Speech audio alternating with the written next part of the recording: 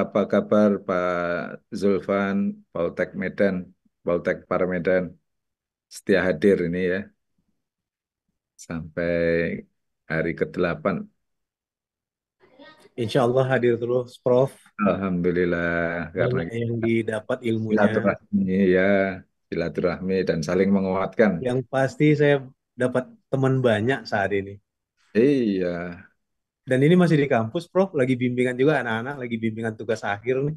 oh gitu ya. Ah, Iya, syukurlah. Iya, ini kan mengayakan ya, sampai nanti buka bersama. iya. Cuman Sudah memang asar kalau di sana, saya belum? belum ada berinteraksi, Prof. Masih mendengar dulu pembicara-pembicara luar Ah, biasa, saya pikir gitu. pokoknya tanya kayak Mbah Bekti itu. Iya, Pak Beku itu cukup banyak nanya tuh. Luar biasa beliau. Ya, dia anu intelektual organik Iya, benar-benar. masyarakat. Ya, Ya, kalau memang diizinkan Allah sampai 17 Ramadan, insya Allah ikut terus, Prof. alhamdulillah, betul betul betul. Kita hadirkan para pembicara yang mumpuni ya di ini. Betul, betul, Prof. Ya. Ini belum mulai kita, Prof. Masih Ini menunggu. sudah ada Pak Habib. Apa kabar Pak Habib Mustafa? Assalamualaikum. Waalaikumsalam warahmatullahi wabarakatuh, Pak Guni dan Bapak Ibu semuanya. Selamat sore, Ya, alhamdulillah. salam sehat selalu. Baik, kamu monggo dimulai saja. Ya, nanti saya pengantar. Ya. Assalamualaikum warahmatullahi wabarakatuh. Bismillahirrahmanirrahim. Waalaikumsalam. Puji syukur kita panjatkan kehadirat Allah Subhanahu wa taala atas karunia-Nya kita bisa bersama-sama berkumpul dalam rangka talabul ilmi, mencari ilmu serta bersilaturahim di pesantren Riset Kalam dalam keadaan sehat walafiat. Tak lupa sholawat serta salam senantiasa tercurah kepada junjungan kita Nabi Muhammad Shallallahu Alaihi Wasallam, kepada keluarganya, sahabatnya, dan kepada seluruh umatnya hingga akhir zaman. Mudah-mudahan setiap langkah pembelajaran ini bisa membuahkan pahala bagi kita bersama. Selanjutnya, kata pembuka Wahid Writing Workshop dari Prof. Baikuni selaku pengasuh acara pesantren riset, waktu dan layar kami persilahkan Prof. Terima kasih Mbak Ika. Oke. Assalamualaikum warahmatullahi wabarakatuh. Alhamdulillah wa syukurillah la haula wala quwata illa billah. Yang kita hormati dan kita muliakan Mas Dr. Habib Mustafa, Wakil Dekan di Sekolah Pasca Sarjana. Terima kasih sekali hadirnya dan silaturahmi kita ini dalam rangka tadi dimaksudkan untuk belajar bersama-sama. Kita punya banyak mahasiswa terutama S3, ada juga S1, S2, dan juga para dosen dari berbagai daerah, ada yang dari Kalimantan, tadi Pak Firman di Balikpapan, juga ada Pak Zulfan dari Medan, dan juga kalau kita lihat infografisnya, ada 299 atau 300-an pendaftar, namun biasanya nanti sambil eh, jalan, mungkin ada yang sedang sholat asar, atau mungkin wiridnya panjang gitu ya, sore-sore. Namun demikian juga kita memahami bahwa endurance atau 17 hari ini cukup membuat bagi orang-orang yang haus akan ilmu dan bimbingan dari para pembicara itu akan sangat rindu akan cahaya ilahiyah melalui ilmu itu. Eh, Mas Habib yang saya hormati, eh, kita juga telah melaksanakan model ini sejak 2011. Waktu itu ada tanggal 17 Agustus bertepatan dengan 17 Ramadan. Lalu saya kumpul-kumpul dengan teman-teman, alumni, dan para mahasiswa. Lalu pukul 17 sore, 17 menit, itu kita buka suatu persamuan keilmuan namanya Sekolah Rakyat Berdaulat, Berdaya, Berusaha, dan Tawakal ya. Dan akhirnya momen itu menjadi pesantren riset Kalam yang terus-menerus. Waktu sebelum pandemi kita harus ketemu di depan rumah ada ruang untuk bisa belajar bersama itu di desa di pojok Jogja. Namun berkat Zoom pandemi COVID kita malah bisa menyelenggarakan secara masif online dan kemudian ini juga direkod, direkam sehingga akan menjadi bagian dari manajemen knowledge management yang bisa digunakan sewaktu-waktu kalau para pembicara eh, memberikan reference kepada para mahasiswa ketika tidak bisa mengajar, silahkan klik ini Pesantren Riset Kalam, ada materi-materi yang terkait dengan itu. Para hadirin yang berbahagia, yang continue dan juga sudah setia terus-menerus. Saya juga berusaha sebagai host dan sebagai pengasuh 17 hari itu dan kadang-kadang menolak jadwal-jadwal lain dan tidak tidak tidak mudah kadang-kadang godaan untuk buka bersama, godaan untuk rapat sampai sore, ada eh, seminar dan seterusnya itu. Namun saya upayakan untuk bisa penuh dan saya juga ikut presensi setiap hari karena saya harus memberi contoh disiplin adalah sebuah etos yang penting di dalam berilmu. Tentu adab adalah mendahului ilmu dan kita beradab pada ketaatan pada eh, guru dan setiap kita adalah sebenarnya guru. Tidak ada guru murid, tetapi setiap guru adalah murid, setiap murid adalah guru. Ini kredo di pesantren riset Ramadan ini. Jadi saya selalu jadi murid ketika saya mendengar para pembicara menyampaikan itu dan saya selalu ada merasa pembaharuan-pembaharuan. Juga di sini ada beberapa senior yang usia 65 ke atas, ada Pak Priyono, ini pensiunan dosen UMS yang setia, dan ada Ki Bekti Alkalam, juga dia pendamping masyarakat yang sudah juga menjelang 70 tetap setia dan tetap belajar bersama-sama kita. Jadi sangat beragam, itulah kita. Nah, kali ini kita ingin dalam seri baru setelah seri pertama kemarin adalah eh, filsafat ilmu pengetahuan dan metode riset. Seri kedua ini adalah tentang Wahid Writing Workshop. Wahid Writing Workshop ini merupakan takzim saya pada bapak mertua namanya Wahid ya, sehingga supaya B-nya 3 gitu ya, Wahid Writing Workshop. Jadi ini tradisi yang juga mertua saya adalah guru di kampung di Koto Arjo. Dan lalu kemudian ini mentakzimi supaya juga berkah ilmu menjadi amal jariah para orang tua kita, juga guru-guru kita. Untuk itu, sekali lagi, Mas Habib yang baru pertama, kalau nggak salah ya, untuk masuk dalam pembelajaran eh, transformatif di era Ramadan namanya pesantren Kalam ini.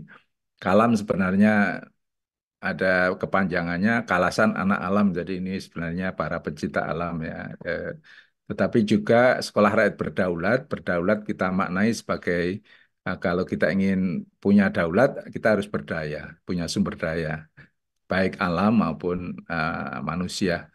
Tapi kita juga perlu berusaha, jadi meningkatkan nilai tambah dengan menciptakan kewirausahaan dan lantawakal ya. Akhirnya barokah itu akan muncul bila kita pasrahkan setelah kita berusaha dengan sekuat tenaga. Jadi berdaulat adalah berdaya, berusaha, lantawakal itu ya. Nah, itu sedikit pengantar dan juga ini semua inklusif ya. Ada panitia, pembicara maupun peserta itu juga dari keragaman latar belakang suku, budaya, agama dan disiplin ilmunya sehingga kita ada sebuah apa Bhinneka Tunggal Ika menjadi dasar bagi kita menyelenggarakan ini pula.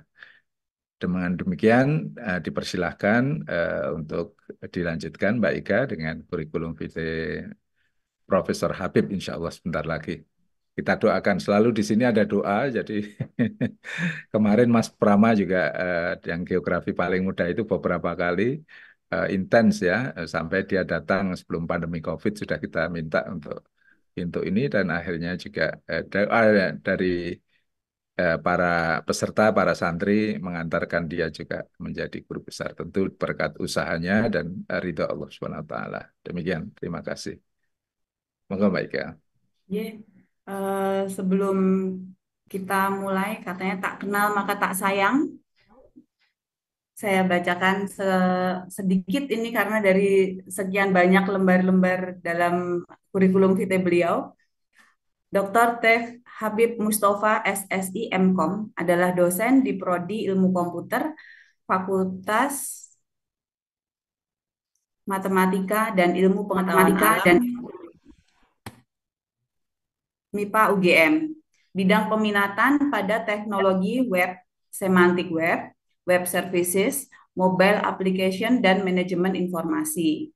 Pendidikan S1 dan S2-nya ditempuh di bidang ilmu komputer di UGM dan melanjutkan S3 bidang informatika di Institute for Software Engineering and Interactive System, Technische Universität Edwin Vina, University of Technology Austria. Beasiswa yang pernah diperoleh dari Super Semar, peningkatan prestasi akademik, beasiswa program pasca sarjana, dan beasiswa dari pemerintah Austria. Saat ini, beliau menjabat sebagai Wakil Dekan Bidang Keuangan, Aset, dan SDM Sekolah Pasca Sarjana UGM untuk yang kedua kalinya.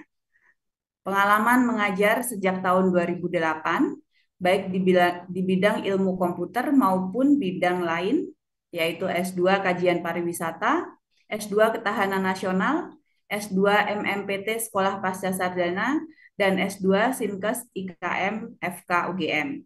Berbagai penelitian tentang pengembangan software untuk edukasi ilmu statistik dan berderet jurnal serta publikasi dalam 5 tahun terakhir, dan beliau juga mengarang buku. Selain dosen, beliau juga Kepala LPK Quantum of Mind Indonesia, Yogyakarta, dan pernah menjadi pengurus radio antar penduduk Indonesia wilayah Kabupaten Sleman periode 2015-2018. Sekian, dipersilakan Pak Habib untuk layar, monggo. Matur nuwun. Assalamualaikum warahmatullahi wabarakatuh. Yang kami hormati Prof. Baikuni, Bapak Ibu Bini Sepuh, tadi sudah disebut ada yang sepuh dari sisi usia, kemudian juga dari sisi pengalaman, dan saya sangat sepakat tadi dengan apa yang disampaikan Prof. Baikuni, bahwa dimanapun kita ini bisa saja menjadi guru, bisa menjadi murid, dan niat saya pada kesempatan hari ini juga sama Prof. Baikuni, meskipun tadi barusan dengar yang disampaikan Prof. Baikuni, karena di dalam ajaran agama Islam, ketika kita menyampaikan itu ya nggak perlu terlalu takut, karena andaikan toh satu ayat itu kalau kita sampaikan nanti bisa jadi akan menjadi lebih banyak, karena bisa jadi yang ada di depan saya saat ini itu memiliki apa yang lebih banyak dari yang akan saya sampaikan. Kemudian juga kepada Mbak Ika yang telah memberikan kesempatan pada sore hari ini sebagai MC. Mungkin sebelum saya memulai, mohon izin untuk report apakah suara saya bisa diterima dengan jelas ya Bapak Ibu. Sangat Sangat jelas, Pak. Alhamdulillah. Terima kasih. Tadi sudah disampaikan sedikit perkenalan. Saya sebenarnya kalau tadi disebut sebagai wakil dekan itu adalah merupakan jalan dari Allah untuk sering ketemu dengan Prof. Baikuni, karena dulu Prof. Baikuni adalah pengelola program pariwisata dan pariwisata ada di sekolah pasca. Dan kemungkinan juga saya mendapatkan kesempatan ini karena dipandang di pariwisata dulu diminta untuk mengajar hal-hal yang relevan dengan teknologi informasi kaitannya dengan pariwisata. Dan saat ini tentunya topiknya agak berbeda, yaitu karena eranya adalah era seputaran kecerdasan buatan. Kemudian saya diberikan topik terkait dengan etika riset dan pemanfaatan kecerdasan buatan. Mungkin akan nyambung dengan materi berikutnya nanti dari Prof. Sri Hartati, yang memang beliau adalah guru besar di bidang kecerdasan buatan di sekolah, di Fakultas Matematika dan Ilmu Pengetahuan Alam. Mohon maaf, saya akan apakah saya bisa diizinkan untuk sharing ya Mbak? Saya ada 2 akun, ini satunya lagi namanya sama, 2 device. Oh, iya. Bisa di-co-hostkan.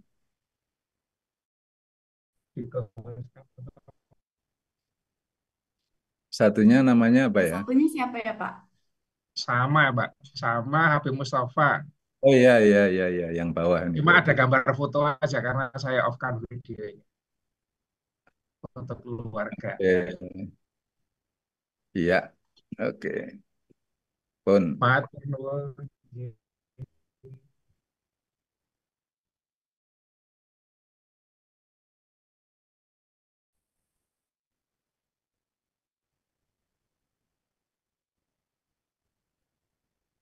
Matur nuwun Bapak Ibu semuanya. Jadi tadi kalam, kalasan anak alam, saya kira saya juga anak alam meskipun tidak masuk kalasan, Prof. Baikuni saya masuknya ngaglik, tapi ngaglik dengan kalasan cuma bertetanggaan. Hanya saja mungkin belum diizinkan saya untuk mungkin sowan ke tempat Prof. Baikuni yang tadi Pak Prama sudah beberapa kali semenjak sebelum COVID. Insya Allah mungkin lain waktu kalau ada kesempatan semoga diizinkan untuk ketemu dengan teman-teman di Padepokannya Prof. Baikuni. Baik, Bapak Ibu semuanya. Jadi menyampaikan topik etika riset ini kalau dalam istilah bahasa politiknya itu agak ngeri-ngeri sedap. Kenapa? Karena di seputaran 2023 akhir atau mungkin kemudian sampai 2024 ini kalau kita menyebut kata etika karena menjelang pemilu kemarin yang namanya etika sering disinggung bahkan pada saat debat atau etika juga menjadi kata-kata yang kemudian cukup viral. Tapi saya kira kita tidak akan membahas etika dalam bentuk yang sedemikian luas karena memang topik pada sore hari ini dibatasi kaitan dengan etika riset gitu. Tapi sekali lagi saya juga dikonfirmasi atau perlu dikoreksi dengan senang hati tentunya Bapak Ibu bisa mengoreksi karena kalau kita bicara etika kemudian riset tadi Prof. Baikuni sudah mendoakan saya untuk guru besar alhamdulillah matur nuwun. Tetapi memang pantas-pantasnya etika itu memang adalah yang sudah levelnya itu pimpinan di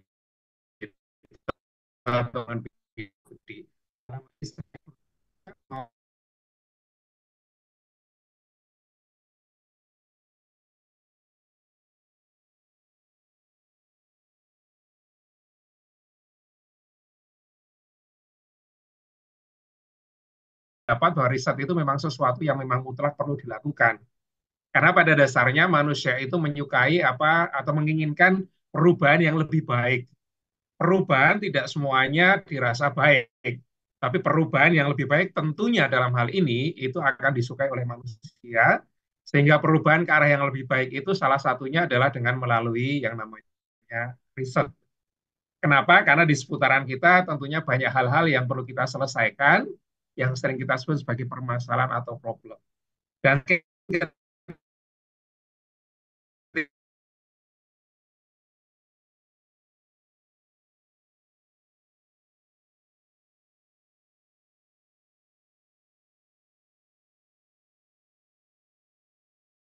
kurangi.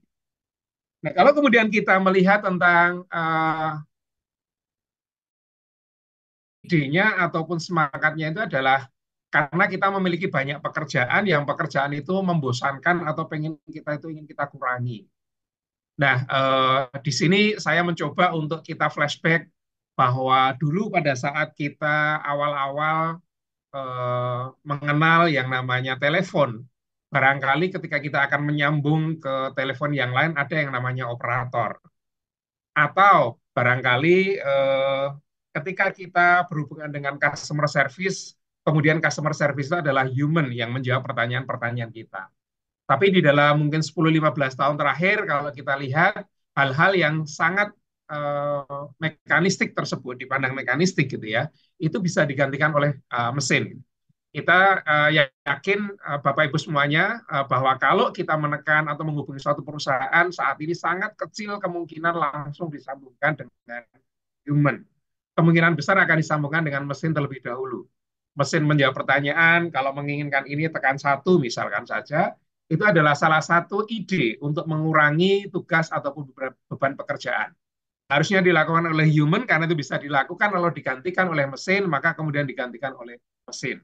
Demikian juga dengan otomasi proses administrasi. Kalau Bapak Ibu berkecimpung dalam dunia pendidikan, saat ini yang namanya mencetak hasil studi, mendaftarkan rencana studi atau KRS, itu sudah tidak lagi harus kemudian ngantri, kemudian menyerahkan berkas yang diisi atau diketik, kemudian menunggu proses tanda tangan dosen, dan sebagainya. Sebagian besar sudah bisa digantikan dengan peran otomatisasi menggunakan mesin atau dengan komputerisasi. Apalagi kalau kita lihat belakangan di dalam bisnis keuangan dengan mengurangi peran teller. Bahkan eksplisit sekali dunia perbankan itu, kalau Bapak Ibu saat ini transaksi di bank, kemudian transaksinya di bawah 1 juta secara cash, disarankan untuk interaksinya menggunakan mesin ATM. Kalau Bapak Ibu interaksinya itu antrinya tetap ke teller, itu sekarang justru malah ada biaya administrasi. Ini adalah salah satu upaya dari dunia keuangan atau dunia perbankan untuk bagaimana caranya secara pelan-pelan peran teller itu memang diarahkan untuk tugas-tugas yang harus dilakukan oleh human. Sementara yang bisa dilakukan oleh mesin itu akan digeser oleh mesin. Dan di kantor-kantor termasuk di UGM itu saat ini tidak ada lagi yang namanya staf bendahara. Karena sekarang transaksi, pengajuan, kemudian SPJ itu dilakukan melalui sistem, sehingga yang namanya menjumlahkan transaksi, bahkan itu ratusan, tidak perlu lagi dilakukan checking oleh bendahara atau oleh akuntan. Andaikan toh kemudian sekarang ada yang namanya audit oleh akuntan, itu lebih pada compliance terhadap kebijakan yang ada, bukan lagi ini nilainya benar atau salah, ini jumlahnya benar atau tidak.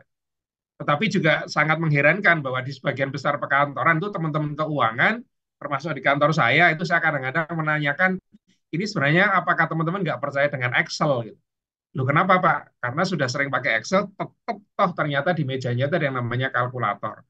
Bahkan kalkulatornya itu adalah kalkulator yang belum masuk scientific calculator.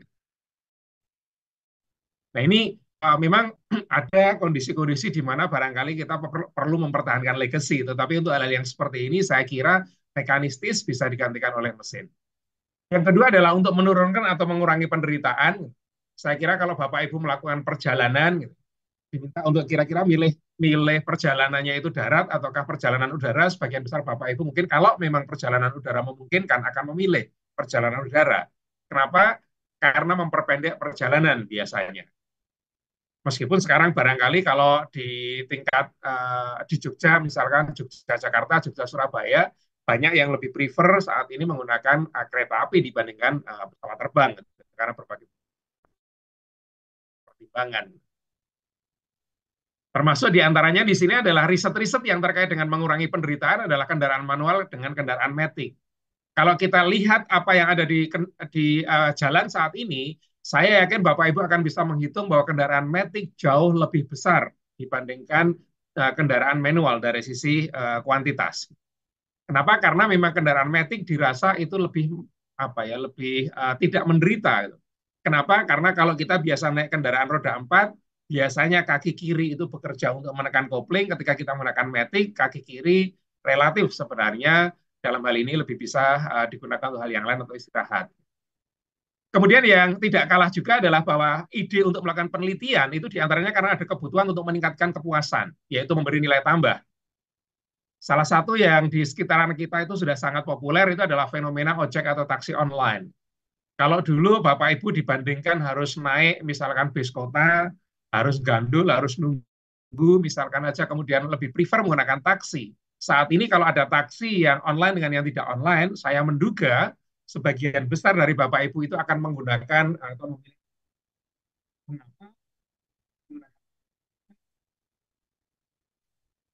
Di antaranya yang pertama di sini kita akan lebih tahu kira-kira waktu yang kita butuhkan berapa lama untuk sampai di titik yang kita inginkan, berapakah biaya yang harus kita siapkan, apakah kemudian ketika kita naik taksi itu jalannya itu benar jalan yang aman ataukah jalannya kita mungkin dibelokkan, kalau dulu istilahnya ada taksi itu sok nutruk istilahnya gitu ya.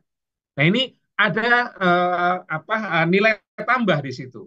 Saya yakin yang namanya ojek pangkalan itu sudah mungkin dari tahun 70-an itu sudah ada ojek pangkalan. Tetapi ide kemudian muncul ojek online itu ternyata baru barangkali 10-15 tahun terakhir. Dan saya rasa tidak ada banyak perubahan sebenarnya dari sisi bisnis proses. Tetapi nilai tambahnya bahwa kita tahu tadi berapakah uang yang harus kita siapkan, jalurnya, apakah jalurnya ini adalah jalur yang wajar atau tidak, dan sebagainya, itu adalah nilai tambah. Dan tentunya kita tahu bahwa saat ini perusahaan taksi ataupun ojek online itu adalah salah satu perusahaan yang cepat sekali pertumbuhannya. Bertahun-tahun ojek gitu-gitu aja, begitu muncul ojek online ternyata perkembangannya, layanannya itu kemana-mana. Dan saat ini kalau kemudian kita lihat layanan ojek online atau taksi online itu sebenarnya yang tidak kalah pentingnya itu adalah harga dari data yang berhasil mereka kumpulkan. Karena era sekarang adalah era komputasi big data, yang itu nanti kaitannya dengan kecerdasan buatan saya kira sangat erat. Kalau kemudian kita kaitkan dengan kebijakan, saya pernah mendengar bahwa di Jakarta dulu beberapa jalan protokol itu akan ditutup dengan berbagai pertimbangan, gitu, karena kepadatan lalu lintas dan sebagainya. Tetapi nampaknya dalam waktu yang sangat cepat itu kebijakan itu ditinjau kembali. Dikarenakan apa? Dikarenakan data dari penyedia layanan online itu ternyata sangat mencengangkan. Kenapa? Karena ketika kemudian dipaparkan bahwa ketika kemudian ojek online atau taksi online tidak diperbolehkan melewati ruas-ruas jalan protokol, maka ternyata akan ada banyak kemungkinan yang kemungkinan itu bisa akan merugikan perusahaan. Kenapa? Karena karyawan yang biasanya pesan makanan melalui ojek online itu harus keluar dari area atau andaikan ke kantin-kantinnya itu kapasitasnya terbatas. Ketika keluar dari area, berarti nanti ketika kembali itu akan ada kemungkinan kemacetan, misalkan saja. Tapi dengan adanya ojek online, dirasa kemudian kemacetan itu bisa dikurangi sebenarnya. Dan data-data inilah yang ternyata kala itu dirasa nilainya lebih berharga daripada argumen dari para pakar. Karena banyak pakar yang dalam hal ini itu kadang-kadang data tidak lebih lengkap. Saya yakin Bapak Ibu semuanya menyadari bahwa data yang dimiliki oleh Google Map itu jauh lebih lengkap dibandingkan, mohon maaf, mungkin BIG atau dulu Bako Surtanal, kemudian digabungkan dengan datanya barangkali dari Dirlantas dan sebagainya. Berbagai lembaga ini datanya digabungkan, saya tidak yakin itu akan bisa lebih lengkap daripada layanan yang diberikan oleh Google. Sehingga data-data yang berhasil dikumpulkan ini saat ini bisa dengan mudah kalau memang itu bisa diolah akan membantu di dalam pengubahan ataupun penentuan kebijakan. Nah, dengan demikian saya juga mengambil beberapa referensi, salah satunya nanti ada saya sebutkan di belakang di situ. Kalau kemudian kita melihat apa yang dibutuhkan oleh manusia, lalu riset ini apa? Riset bisa dimaknai sebagai honest, exhaustive, intelligent searching for facts and their meanings or implication with reference to given problem. Jadi kata kuncinya di sini ada permasalahan. Dari permasalahan itu kemudian kita diminta untuk gimana caranya secara kita itu jujur, kemudian secara cerdas ataupun cermat mencari data-data atau fakta-fakta yang nantinya akan bisa kita pakai untuk mengklaim atau menyatakan bahwa problem itu bisa kita selesaikan. The product or finding of a given piece of research should be authentic, verifiable contribution to knowledge in the field of study. Jadi dalam hal ini ada karakteristik yang perlu kita ingat, bahwa hasil ataupun produk yang kita hasilkan, yang kita capai di dalam penelitian itu haruslah memiliki nilai keterbaruan. Keterbaruan ini tidak perlu dimaknai sebagai sesuatu yang wah, suatu hal yang kecil tetapi memang memiliki pembeda dan itu jelas kemanfaatannya tentunya bisa kita klaim sebagai satu nilai keterbaruan. Verifiable contribution berarti kontribusinya itu bisa diverifikasi. Artinya bahwa orang lain akan sepakat dengan kontribusi yang kita hasilkan. Nah, ini saya masih sering menemukan ada teman-teman di latar belakang penelitian itu mengatakan bahwa dari latar belakang di atas bisa kita sampaikan bahwa permasalahannya adalah sebagai berikut. Nah, ketika kemudian permasalahan itu disampaikan, ternyata permasalahan itu belum cukup didukung dengan data atau dengan argumen. Artinya apa? artinya berarti verifiable-nya itu masih belum cukup tinggi. Ketika kemudian seseorang mengatakan bahwa ini adalah masalah, akan saya selesaikan, maka ketika itu kita anggap sebagai masalah, mestinya orang lain juga akan sepakat bahwa itu masalah. Jangan sampai itu dianggap masalah, tapi ternyata yang menganggap masalah itu hanya teman-teman sendiri yang akan melakukan penelitian. Sementara orang lain menganggap itu sudah bukan masalah, itu sudah pernah ada yang mengerjakan, itu saya sudah mencoba menyelesaikan dan menurut saya sudah cukup puas. Jadi apa yang kita sebut sebagai masalah perlu kita verifikasi lagi dengan data-data pendukung. Apapun yang nanti hasilnya kita dapatkan, kalau sesuai dengan problemnya, maka problemnya atau kontribusinya itu juga verifiable. Orang lain menerima, oh oke. Ternyata yang menjadi pencapaian Anda itu memang menyelesaikan masalah yang tadi Anda rencanakan dari awal. Nah, kemudian yang lainnya adalah di sini ada juga yang mengatakan a method of studying problem with solution are to be derived partly or wholly from facts. Jadi dalam hal ini ketika kita menentukan satu permasalahan untuk kita elaborasi, maka bisa jadi bahwa penyelesaian kita itu tidak penyelesaian secara menyeluruh. Bisa jadi hanya sebagian dari apa yang ada di dalam masalah tersebut. Dan saya yakin Bapak Ibu semuanya sudah sering mendengar yang namanya riset atau permasalahan itu ibarat seperti hanya puzzle. Kalau ada orang lain sudah menyelesaikan sisi kiri atas, ya kalau kita mau mencoba menyelesaikan, jangan ikut-ikutan kiri atas. Kita bisa mencoba yang kanan bawah atau mungkin kiri bawah. Sehingga itu saling melengkapi.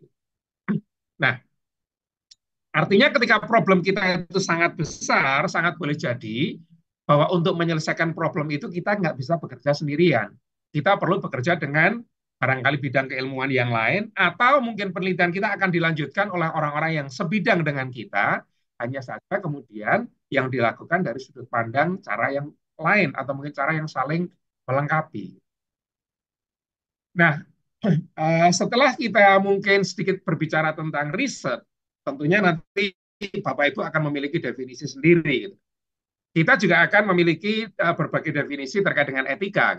Saya hanya mengambil satu atau dua, bahwa dalam hal ini ketika kita bicara etika, itu adalah study of principles relating to right or wrong and wrong conduct. Jadi ketika kita bicara etika, kadang-kadang dikaitkan dengan benar atau salah, baik atau buruk. Tetapi tentunya ketika kita berbicara benar atau salah, baik atau buruk, itu ada batas-batas ataupun ada konteks tertentu. Karena bisa jadi benar untuk konteks tertentu, dalam konteks yang lain bisa jadi akan berbeda. Sehingga di sini dikatakan bahwa pendapat yang lain itu mengatakan standard that govern the conduct of person, especially a member of a profession. Jadi kalau kita bicara tentang etika riset, berarti dalam hal ini member of a profession, profesinya adalah riset. Artinya ketika kita mengatakan ini adalah etika ataupun good conduct of researcher, mungkin akan berbeda dengan good conduct of barangkali artis atau mungkin aktris dan sebagainya. Tentunya kita tahu bahwa kalau researcher itu punya batasan-batasan, etikanya apa saja, sementara kalau kita bandingkan dengan profesi yang lain barangkali akan berbeda. Kalau Bapak Ibu yang profesinya dosen atau mungkin pegawai negeri, kalau kita mengadakan kegiatan ada yang namanya SBK atau SBU. Sementara kalau kita lihat yang namanya artis, kemudian lawyer, saya nggak pernah mendengar SBU-nya berapa. Lawyer itu sekali dia bekerja, sekali dia itu tampil, sekali dia berapakah SPU-nya, saya nggak pernah mendengar. Jadi kalau nanti ada di antara Bapak Ibu yang berprofesi bisa saling melengkapi. Tapi artinya bahwa batasan kehendak untuk satu profesi bisa jadi berbeda dengan profesi yang lain. Sehingga kalau kemudian kita kaitkan antara etika dengan etika riset, bisa saja kita kemudian mengambil atau menggunakan batasan bahwa pedoman etika yang memandu peneliti tentang bagaimana penelitian ilmiah harus dilakukan dan disebarluaskan. Kenapa kemudian dilakukan dan disebarluaskan? Di sini saya highlight, karena memang ketika kita melakukan riset, riset itu berarti ada yang kita lakukan, activity-nya, eksperimennya, dan hasil dari riset itu sendiri, itu tentunya perlu kita sebarluaskan, karena temuan kita akan bisa memberikan manfaat seperti tadi untuk menyelesaikan masalah ketika itu kemudian kita sebarluaskan. Dan memang penyebarluasan ini bukan hanya agar dimanfaatkan oleh orang lain, tetapi tadi verifiable. Apakah hasil kita ini memang verified? Kalau tidak verified untuk kondisi seperti apa, ini penelitian-penelitian berikutnya kemungkinan besar akan bisa saling melengkapi.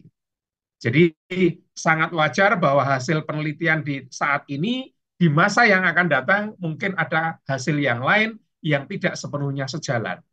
Tetapi apakah yang tidak sejalan ini kemudian kita anggap salah? Ternyata di dalam etika penelitian tidak selalu dimaknai demikian. Buktinya bahwa bertahun-tahun atau bahkan puluhan tahun, mungkin ratusan tahun yang namanya teori evolusi Darwin itu sampai sekarang juga masih tetap berlangsung. Apakah kita itu keturunan ataupun evolusi dari primata? Apakah kita itu memang keturunan dari Nabi Adam yang langsung itu adalah berupa manusia dan sebagainya? Ini tentunya ketika kita mencari yang namanya kebenaran, kadang-kadang ini masih semuanya masih bisa kita terima. Hanya fakta-fakta dan bukti-buktilah mana yang kemudian akan lebih menjadi rujukan kita untuk menyimpulkan apa hasil penelitian kita.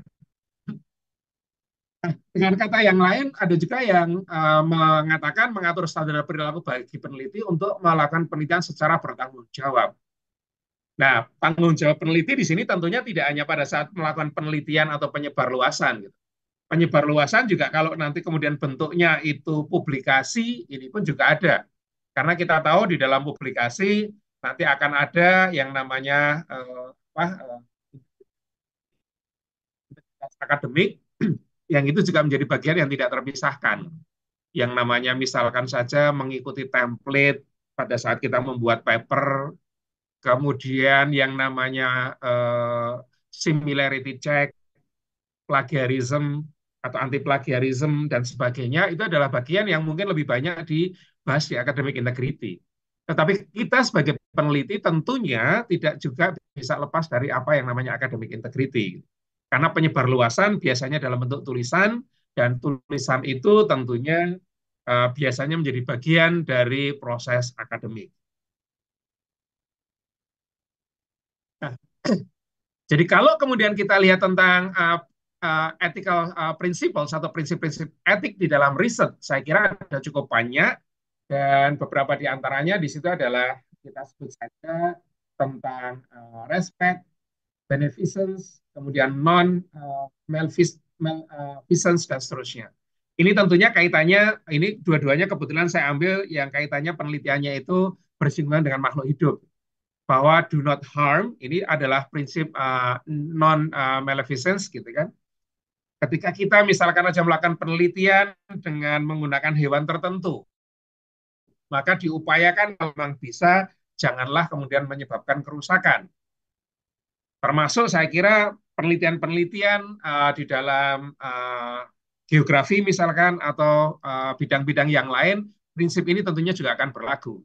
Nah, saya tidak akan membahas tentang prinsip ini satu persatu, nanti Bapak Ibu bisa menemukan ataupun mengkombinasikan dengan sumber-sumber yang ada, tapi saya kira dari sini ada banyak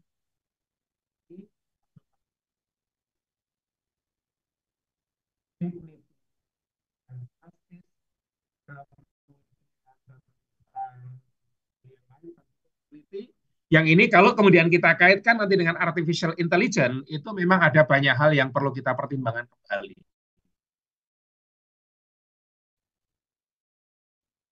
Karena riset sini tentunya yang diatur adalah bicara tentang artificial intelligence nanti.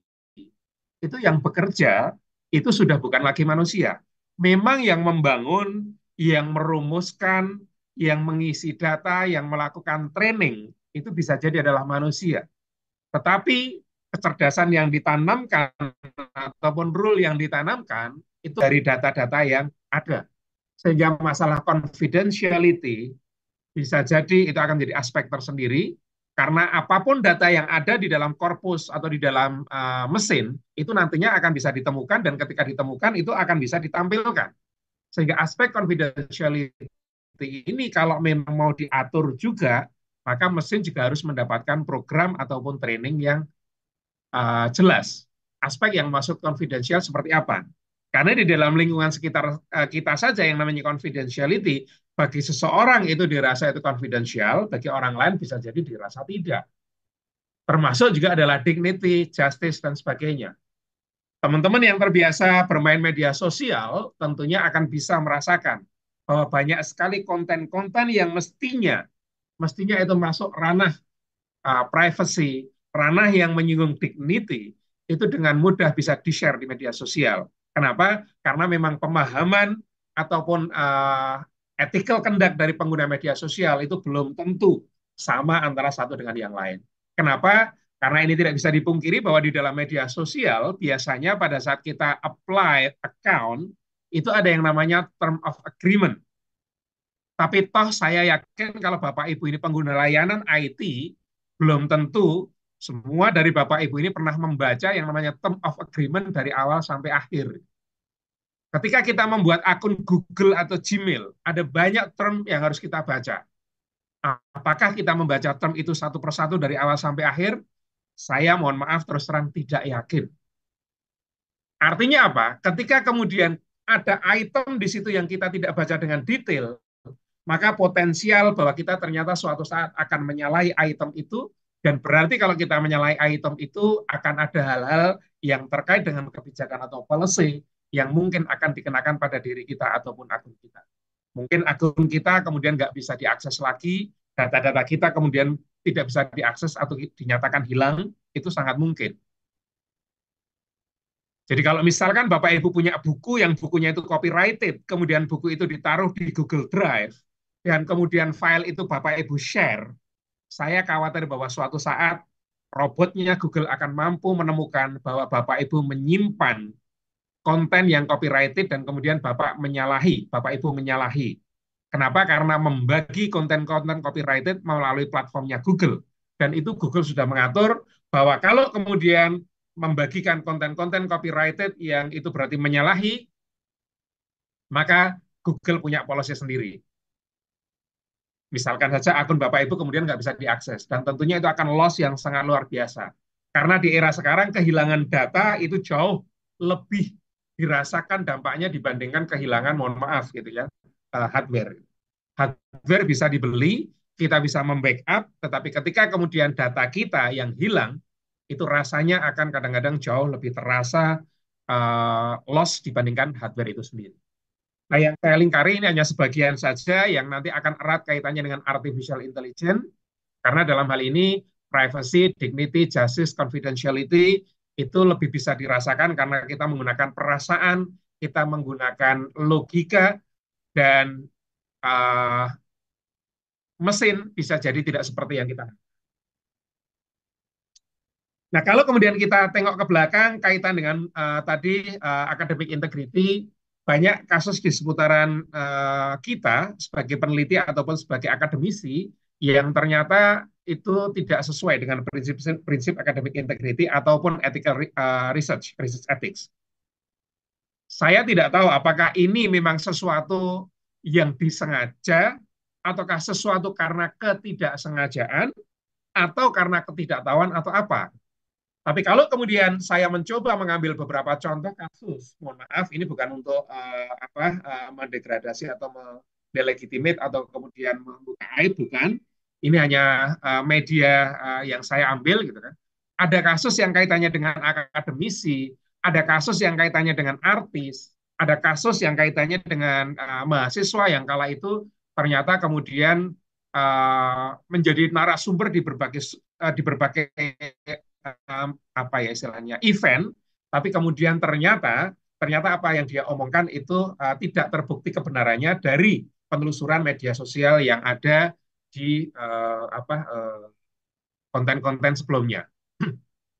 Baik, ini hanya untuk pengingat kita semua bahwa ketika kita sudah merasa benar, kadang-kadang kita masih bisa terjerumus ke dalam satu status yang status itu belum sesuai. Kenapa? Karena pemahaman kita yang memang kurang luas, karena kadang-kadang kita lupa atau mungkin ada kepentingan yang lebih besar menjadikan kita terpaksa kemudian tidak bisa mengikuti apa yang sebenarnya harus kita ikuti. Bapak Ibu semuanya, ini beberapa link saja. Saya kira nanti Bapak Ibu intinya adalah terkait dengan bagian besar itu memberikan porsi tersendiri terkait dengan academic integrity ataupun research ethics. Monash, kemudian Palmer's, UTS adalah University Teknologi Sydney, kemudian MIT, dan perguruan tinggi besar memberikan porsi tersendiri terkait dengan academic integrity, dan tentunya juga research ethics, bahwa itu adalah bagian yang sangat penting. Dan ini merupakan kurikulum yang selalu diberikan kepada mahasiswa baru, sehingga nantinya ketika ada kejadian tidak ada lagi mahasiswa yang mengatakan bahwa mohon maaf saya tidak tahu kalau itu nggak boleh. Karena apa? Karena pada saat masa orientasi ini bukan hal yang penting yang ditekankan oleh perguruan tinggi besar, dan saya yakin Bapak Ibu juga pada saat kuliah akan mendapatkan materi-materi ini, tetapi kita sendiri mungkin tidak tahu apakah perguruan tinggi kita sudah cukup memadai ketika harus menyampaikan ini kepada peserta didik. Karena kalau kita lihat perguruan tinggi kita ukurannya kadang-kadang sangat luar biasa. Misalkan UGM masuk aktifnya 48.000, bagaimana meyakinkan bahwa 48.000 ini semuanya bisa paham dengan pentingnya yang namanya research ethics dan juga academic integrity. Bapak Ibu yang saya hormati, saya kira itu sedikit pengantar terkait dengan ethics dan juga integrity. Kemudian sedikit perkenankan saya untuk mendiskusikan tentang artificial intelligence secara umum, dan barulah mungkin nanti kita akan masuk relevansinya dengan penelitian. Bapak Ibu yang saya hormati, mari kita tengok diri kita masing-masing di era teknologi komputer seperti saat ini. Adakah yang belum pernah menggunakan search engine? Saya yakin hampir semua yang ada di sini pernah menggunakan search engine. Bahkan mungkin itu setiap hari itu akan kita buka, karena saat ini kalau kita bertanya, kita mungkin akan lebih mengandalkan search engine daripada kepada human. Sehingga tidak dipungkiri atau tidak heran kalau mohon maaf gitu ya, kadang-kadang interaksi antara seorang anak dengan orang tua sama-sama tinggal di rumah itu tidak seperti pada saat dulu ketika komputer belum seperti saat ini. Bahkan kemarin pada saat COVID 2 tahun, saya yakin pembelajaran mayoritas menggunakan teknologi informasi dan peran search engine itu sangat luar biasa. Bahkan kalau kemudian di Indonesia dan juga di negara-negara sekitar,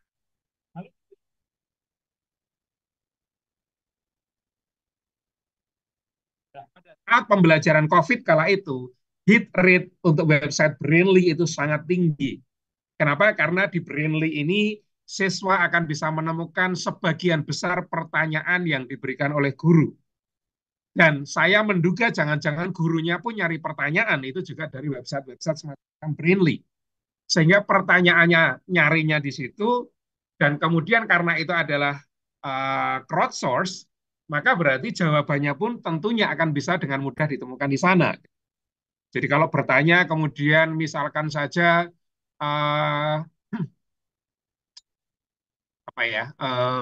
sifat-sifat Nabi misalkan saja, sidik, amanah, fatonah, tablik, dan sebagainya.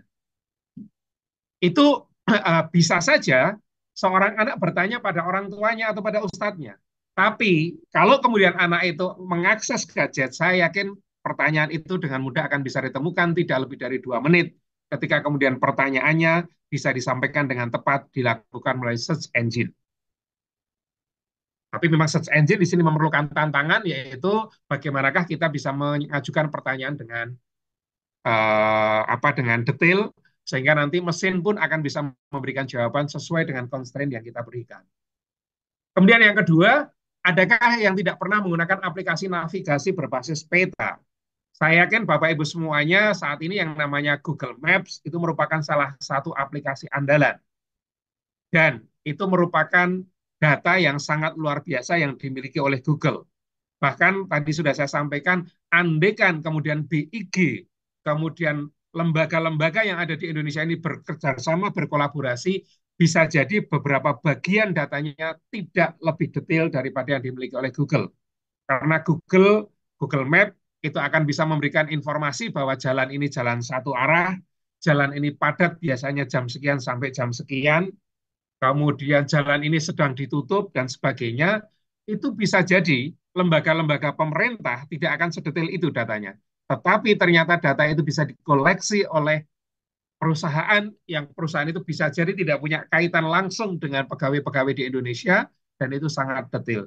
Dan itulah power yang namanya big data, yang kemudian big data ini akan menjadi salah satu komponen untuk membangun yang namanya artificial intelligence. Kemudian yang ketiga, bagaimanakah perasaan kita saat perangkat kita tidak terkoneksi?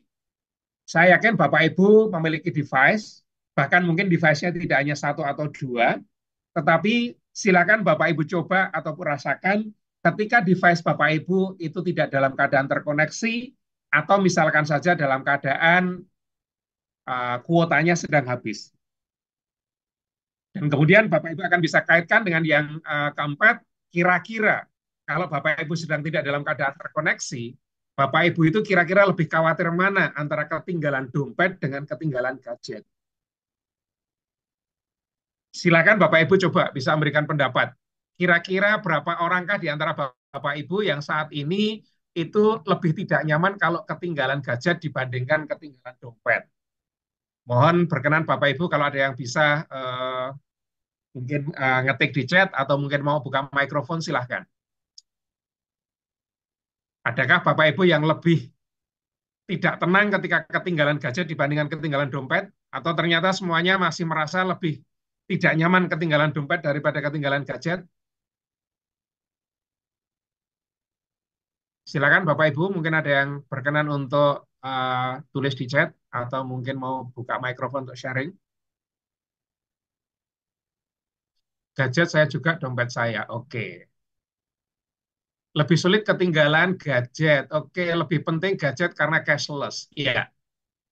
Terima kasih Bapak Ibu semuanya. Dari 3 yang sudah saya baca, ternyata itu mengatakan bahwa sulit untuk meninggalkan gadget.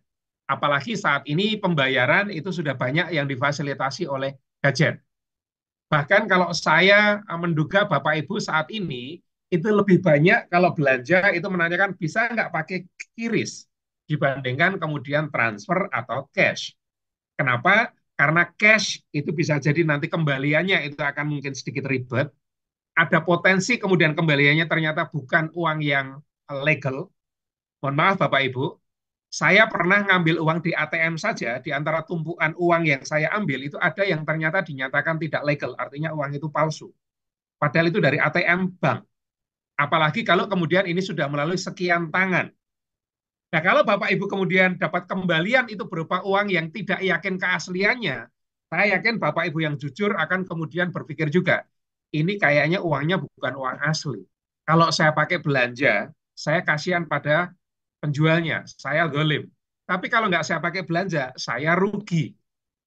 Nah, artinya ketika saat ini kita menerima uang dalam bentuk uang, istilahnya uang kartal atau mungkin koin dan sebagainya, saya menduga bahwa Bapak Ibu itu ada yang punya pemikiran bahwa beresiko kalau kita menerima uang seperti itu. Mungkin nominalnya potensi untuk hilang, susah diterima, nggak ada kembalian dan sebagainya. Sehingga salah satu opsinya itu adalah kemudian apakah ada pembayaran selain yang cash. Sehingga dengan QRIS kita mau bayar Rp50, Rp75 nggak masalah. Tapi kalau kemudian kita harus mengembalikan Rp25 akan kesulitan. Bahkan saat ini ketika kita ditanya Rp100 pun, kadang-kadang, Pak mohon maaf apakah Rp100-nya berkenan untuk didonasikan? Rp100 Bapak Ibu. Rp100 didonasikan. Padahal kalau kita pakai QRIS Rp25, Rp40, bahkan mungkin Rp5 pun itu bisa dilayani.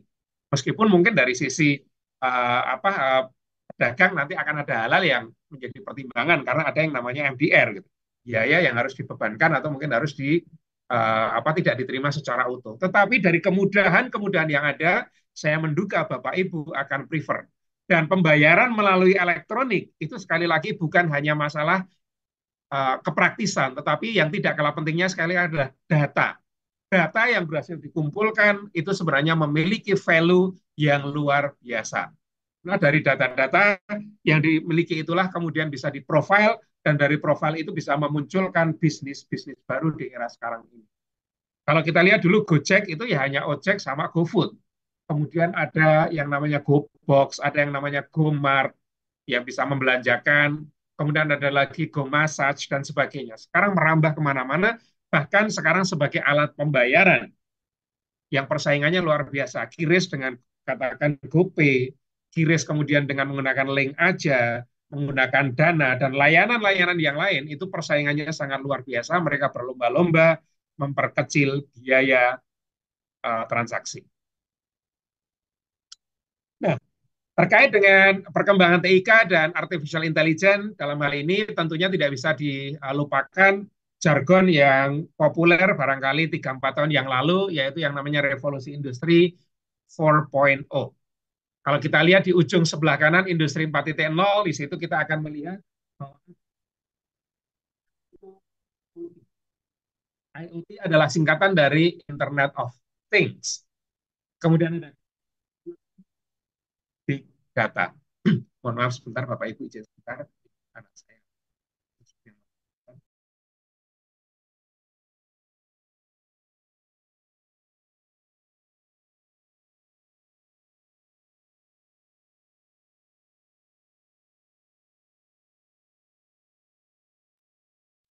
Ya, jadi ada yang namanya IoT atau Internet of Things, itu kurang lebih maknanya adalah bahwa di sekitaran kita itu akan semakin banyak perlengkapan yang berbasis internet tanpa kita sadari. Yang namanya CCTV, sekarang banyak yang berbasis internet. Bisa dikontrol dari HP, bahkan kalau kemudian kita gerbang bisa dibuka dari HP, pintu bisa dikunci dari HP, dan sebagainya. Itu tentunya dimungkinkan ketika IoT itu sudah merambah di sekitaran kita. Kemudian juga adalah cloud teknologi. Saya yakin Bapak Ibu saat ini itu kalau menyimpan data tidak lagi kemudian mengandalkan penyimpanan fisik, flash disk atau mungkin HP. Berapa banyak Bapak Ibu itu yang punya akun media sosial, diantaranya adalah untuk titip foto atau titip video. Selain itu kemudian mudah bagi kita untuk berbagi, mudah bagi kita untuk menemukan kembali, juga nantinya biasanya aplikasi-aplikasi media sosial itu akan mengingatkan kita, akan membuatkan kita semacam video timeline dan sebagainya.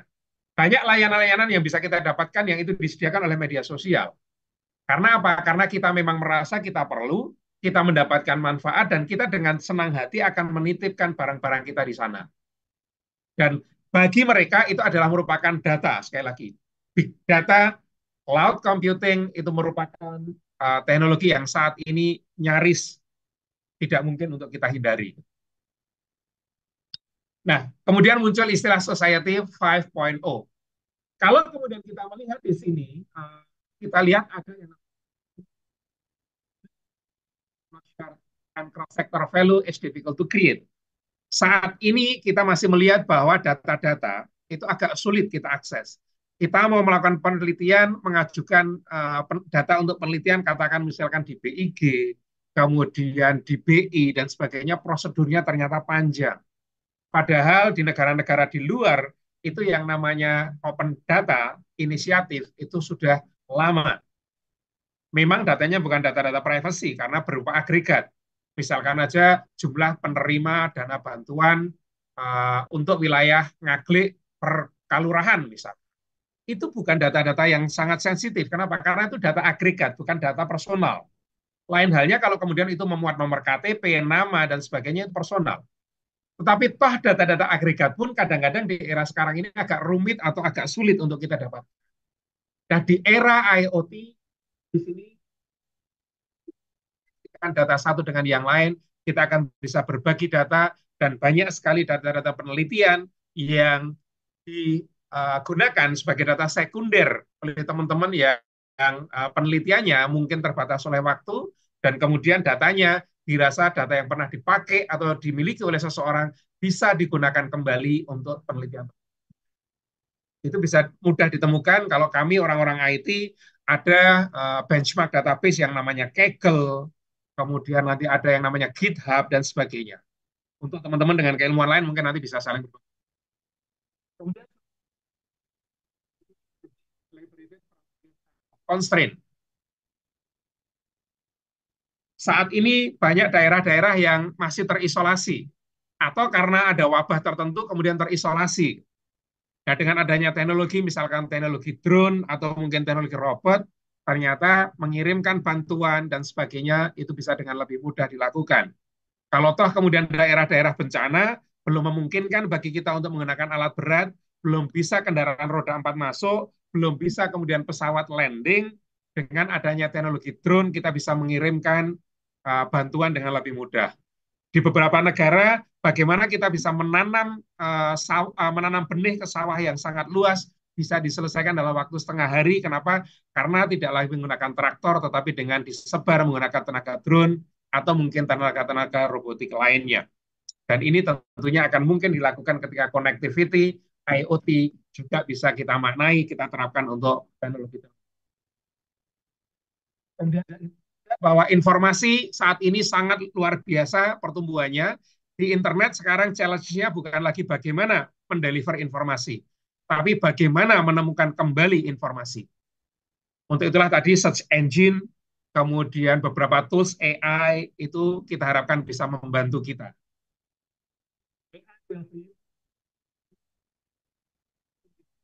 Information dan juga kalau kita belanja saat ini sudah banyak sekali yang dibantu dengan robotik. Beberapa kafe untuk mengirimkan dari dapur kemudian ke mejanya, itu cukup diberikan nomor mejanya saja, robotnya akan bisa jalan mendekati meja itu. Kalau mungkin Bapak Ibu ada yang, mohon maaf saya sebut merek saja, mungkin ke SCH, itu adalah salah satu resto, yang restonya di situ sudah menggunakan pendekatan ini. Jadi tidak perlu lagi kemudian mempekerjakan banyak orang karena untuk mengirimkan itu tidak manusia. Baik. Nah, kemudian kita akan masuk ke kecerdasan buatan atau artificial intelligence. Namanya artificial intelligence itu sebenarnya sangat luas, Bapak Ibu.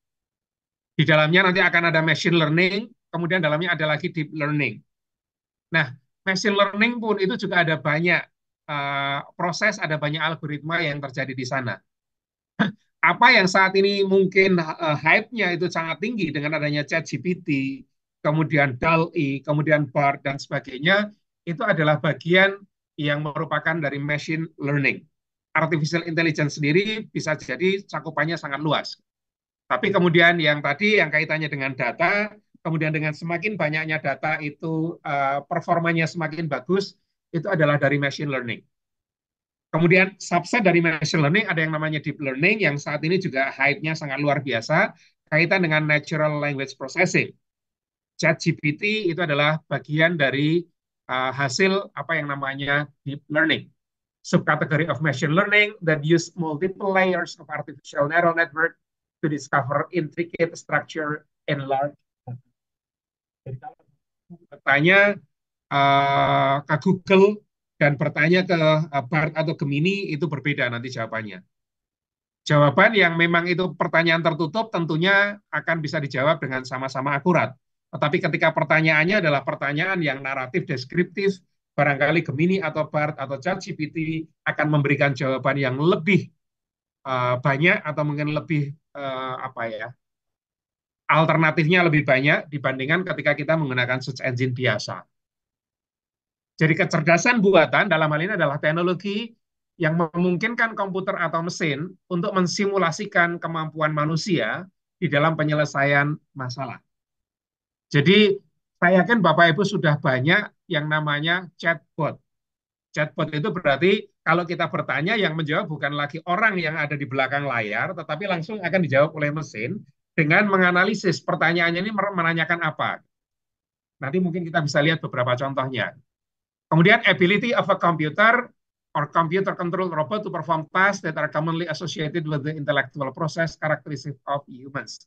Ini saya hanya mengambil dua saja, yang adalah dari webnya IBM sebagai salah satu perusahaan teknologi dan juga dari Britannica sebagai kamus yang diantaranya memberikan definisi-definisi yang juga teknologi related.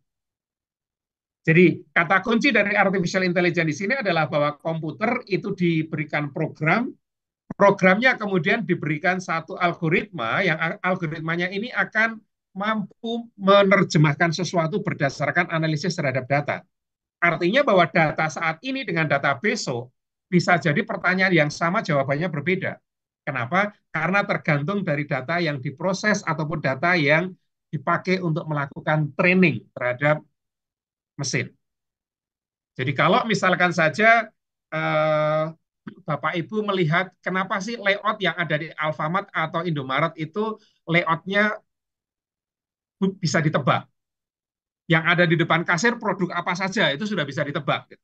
Karena memang sebenarnya di dalam dunia IT itu ada bagian dari artificial intelligence atau mungkin machine learning, data science, atau mungkin data mining gitu ya, yang namanya association rules.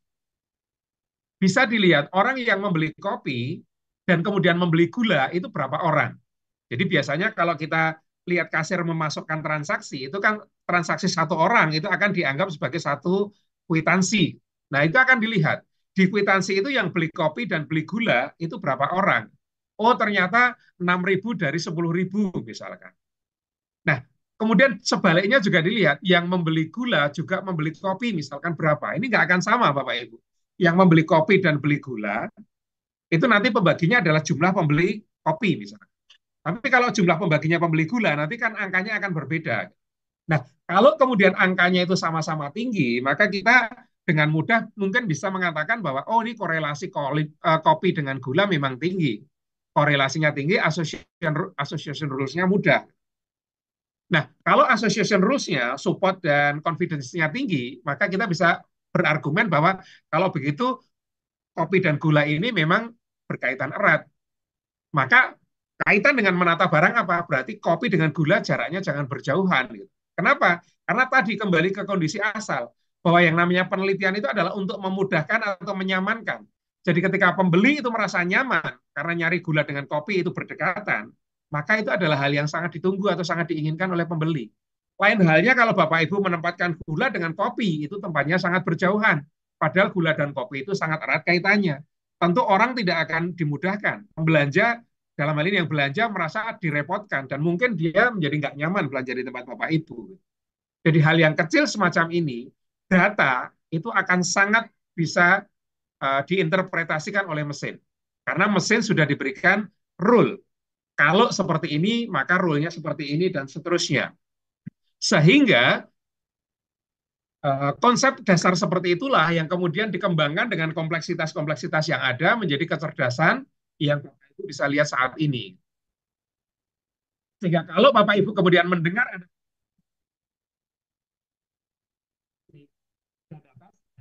memang mereka saling berkaitan. Tadi kita lihat bahwa chatbot, tanya jawab, kemudian summarization, itu adalah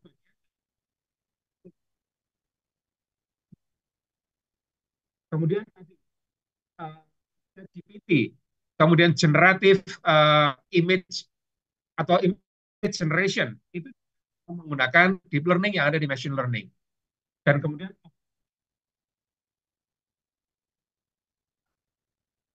dengan penerapan statistik, yang kemudian itu dikaitkan dengan kemampuan mesin, itu menjadi biasa. Tidak ada istilah adalah dasarnya ilmu statistik, tapi dikaitkan dengan kemampuan mesin menjadi sangat luar biasa.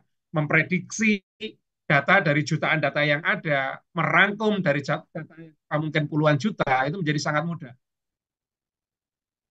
Nah, sehingga ketika kemudian kita sudah melihat tentang artificial intelligence di sini, bisa kita katakan bahwa AI itu mengenali pola dan membuat prediksi, salah satu yang sering dilakukan.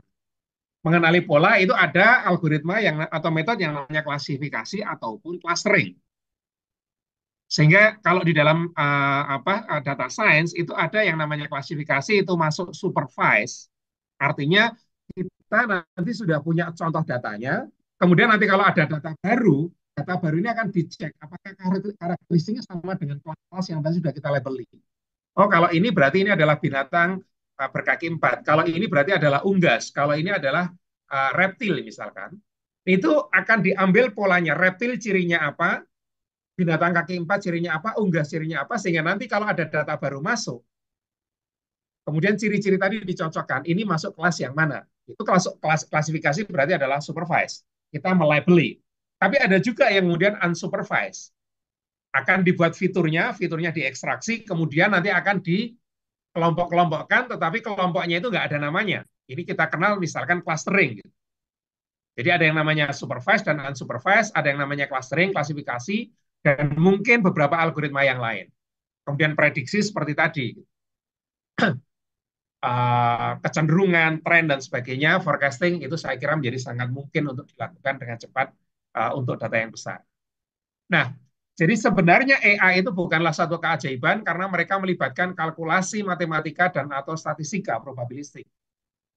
Nah, karena konsep probabilistik tadi, maka dalam hal ini wajar kalau kita bisa merasakan bahwa jawaban yang diperoleh kadang-kadang nggak sesuai dengan harapan. Kenapa? Ya karena probabilitas tidak selalu benar.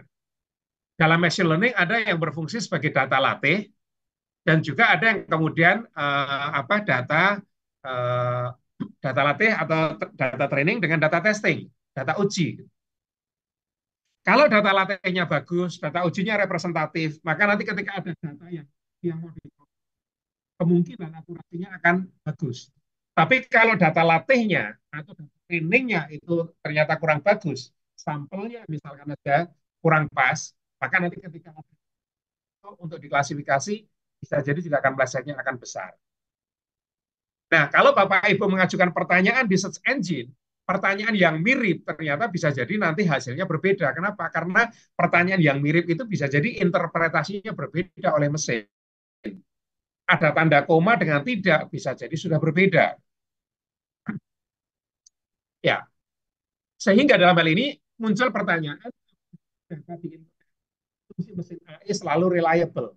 Jadi kalau Bapak Ibu menemukan ada banyak tools AI di internet, kemudian menganggap bahwa ini tools AI, berarti datanya bisa saya gunakan untuk penelitian, berarti nanti hasilnya itu adalah hasil yang merupakan produk terbaru misalnya. Nanti dulu, memang betul, bisa jadi yang namanya AI, Artificial Intelligence, itu adalah produk kontemporer. Tetapi karena tadi itu bergantung pada value dan kualitas data, belum tentu bahwa data yang diproses itu adalah data yang benar, maka jangan kemudian kita berharap bahwa outputnya pasti akan selalu benar. Karena dalam konsep information selalu ada yang namanya GIGO, garbage in, garbage out. Kalau informasi yang dikonsumsi itu adalah garbage, maka data yang dikonsumsi itu adalah garbage, informasi yang kemudian diberikan, ya wajar kalau itu adalah berupa garbage juga. Jadi sebenarnya algoritmanya bagus, mesinnya reliable, tetapi yang dikonsumsi datanya tidak reliable, maka outputnya bisa jadi juga tidak reliable. Kemudian kemampuan membedakan ini tidak bisa kita sendiri di bidang berlangsung. Sehingga kalau nanti Bapak Ibu cari di dalam penelitian-penelitian baru ada yang namanya LLM, Large Language Model. Nanti akan ada isu baru bahwa kemarin ada paper Elsevier yang sempat kebocor bahwa ternyata reviewnya itu kurang teliti. Kenapa? Karena sebagian dari kontennya itu ternyata di-generate dengan tools AI. Nah, sebagai contoh di sini, kalau kemudian di tools AI kita bertanya apakah ada masakan dari Jawa Tengah cendol goreng, apakah ada jurusan sastra nuklir yang ditawarkan oleh Indonesia, dan sebagainya, maka bisa jadi tools AI akan memberikan jawaban. Secara semantik bagi kita human, kayaknya belum ada deh yang namanya jurusan sastra nuklir. Kayaknya nggak ada makanan Jawa Tengah yang namanya cendol goreng sangrai. Tapi toh ketika itu ditanyakan ke mesin, itu akan bisa diberikan jawaban.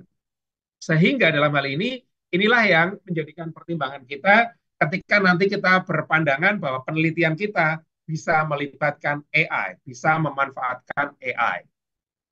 Ada banyak tools yang mungkin Bapak Ibu bisa gunakan, akurasinya seberapa nanti bisa dicoba, dan sedikit yang ingin sampaikan ke Bapak Ibu, mencoba untuk menanyakan pertanyaan ini, dan ternyata dari ChatGPT maupun dari Google Gemini, dan jawabannya tentunya keduanya itu tidak sama, tetapi paling tidak secara semantik mengarah ke jawaban yang ya wajar lah. Tetapi sebenarnya secara semantik tentunya sastra nuklir kontemporer, kalau Bapak Ibu yang sebagai akademisi ini diminta untuk membuka prodi dengan nama sastra nuklir kontemporer, mungkin akan kesulitan juga nyusun kurikulumnya, nyusun silabusnya, apalagi nyusun kemudian RPKPS-nya.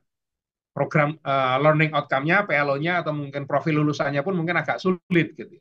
Tetapi kalau kita tanya ke ChatGPT atau Google Gemini, usulkan ke saya apakah kurikulum untuk sastra nuklir kontemporer, dia akan bisa memberikan jawaban.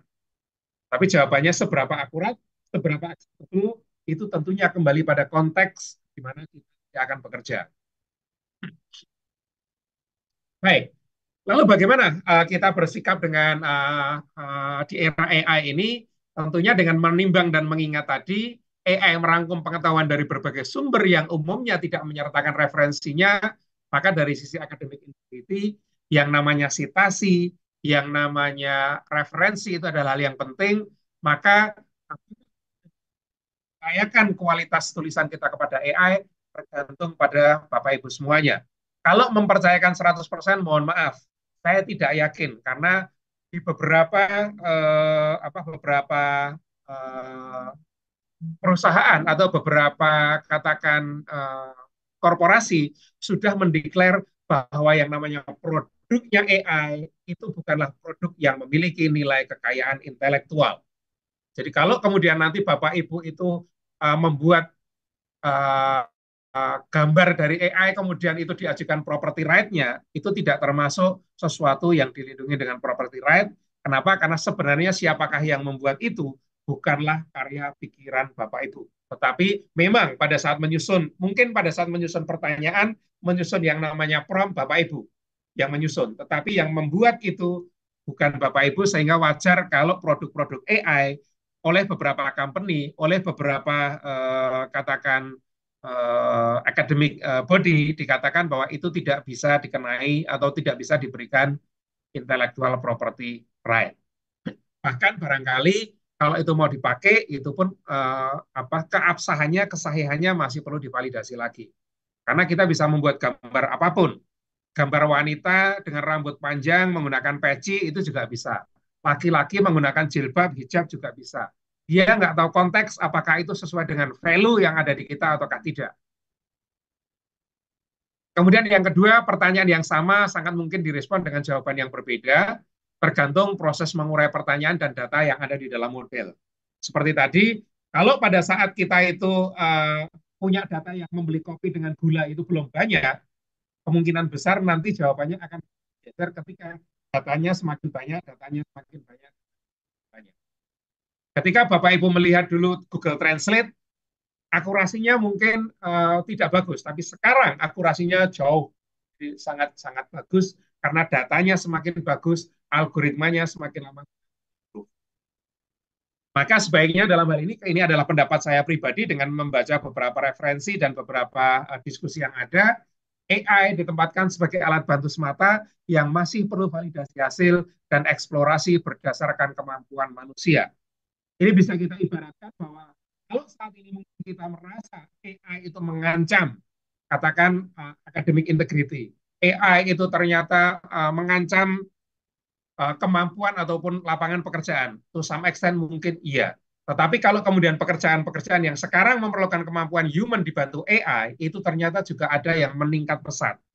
Dunia perbankan tadi, harusnya dilakukan sekian orang, cukup sekian, mungkin sepertiganya saja, atau mungkin seperempatnya, yang lain dilakukan oleh mesin.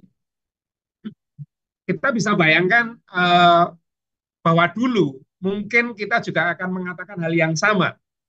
Barangkali 30-40 tahun yang lalu, Prof. Baikuni nanti bisa mengkonfirmasi, atau Bapak Ibu, munculnya kalkulator. Wah, ini kalau kalkulator diizinkan di sekolah, nanti matematika, ini guru matematika menjadi nggak laku lagi. Murid nanti menjadi malas berpikir dan sebagainya. Tapi ternyata sampai sekarang kalkulator tidak bisa dihentikan. Dan yang bisa kita lakukan adalah kita berdamai dan kita memilih kapankah kalkulator itu boleh digunakan, kapankah kalkulator akan kita gunakan. Saya kira AI juga demikian, ini adalah tools yang bisa sangat membantu kita, tetapi kalau kita sepenuhnya mendasarkan pada AI, menurut saya untuk saat ini belum waktunya, dan karena tadi kualitas dari data-data yang dikonsumsi oleh AI itu belum tentu verified, belum tentu valid, maka outputnya pun juga tentu masih akan ada kemungkinan uh, belum valid. Kemudian AI perlu disikapi makin akurat.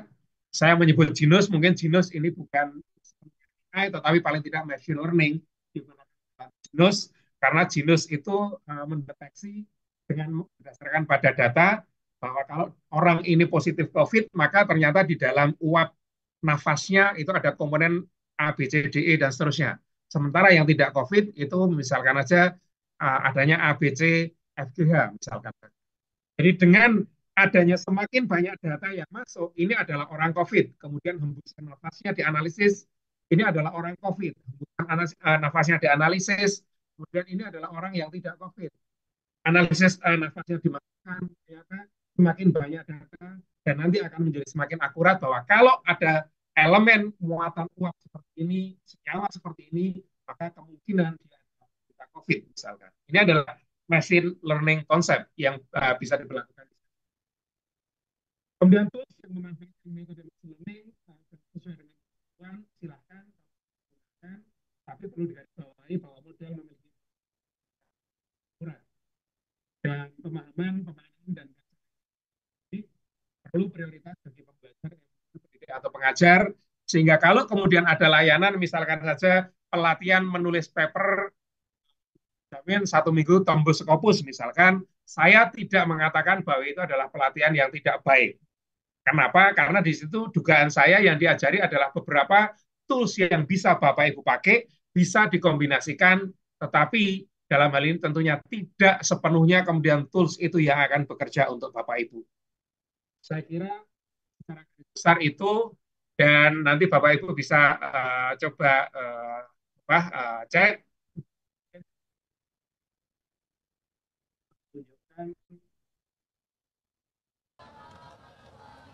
Pak, Saya melihat apa yang diposting oleh UTDI, dan ini yang bahwa sebenarnya, mohon maaf, sebenarnya Elsevier sudah mempunyai policy terkait dengan penggunaan LLM, yaitu large language model. Tapi ini mah kebangetan. Kenapa? Karena ternyata yang papernya itu sudah istilahnya bisa dilihat, artinya memang belum publish, karena ini direncanakan publish June, tapi kan ada pre-publish ya, dan itu ternyata di dalam manusia. Jadi in summary, the management of iatrogenic nah, ini adalah bahasa yang biasanya dijawab oleh katakan ChatGPT misalkan. Kenapa? Karena ChatGPT ini tidak memiliki akses real time. Berbeda dengan katakan Gemini yang ada di Google. Google memiliki robot yang akan meng-crawling data yang almost real time. Memang tidak real time, tapi almost real time. Dan beberapa data yang lain itu memang real time.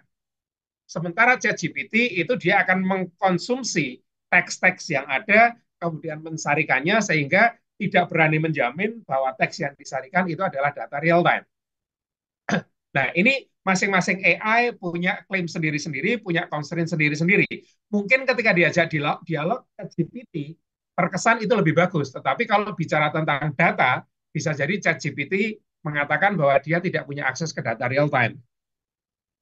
Ya, jadi ini salah satu contoh bahwa sesuatu yang di tahun 2004 ini akan publish, itu kalau kemudian tidak diimbangi, tidak difilter dengan peran dari manusia, masih ada potensi, dan potensi itu tentunya mempertaruhkan ketika kita sebagai peneliti kemudian tidak menyadari bahwa AI bisa itu, tapi untuk saat ini akurasinya masih dilatih dengan kemampuan kita sebagai human, dan tentunya pun peran kita sebagai tampaknya kecerdasan intelektual, kemampuan. suaranya hilang-hilang, Pak. Ya, betulkah suara saya hilang?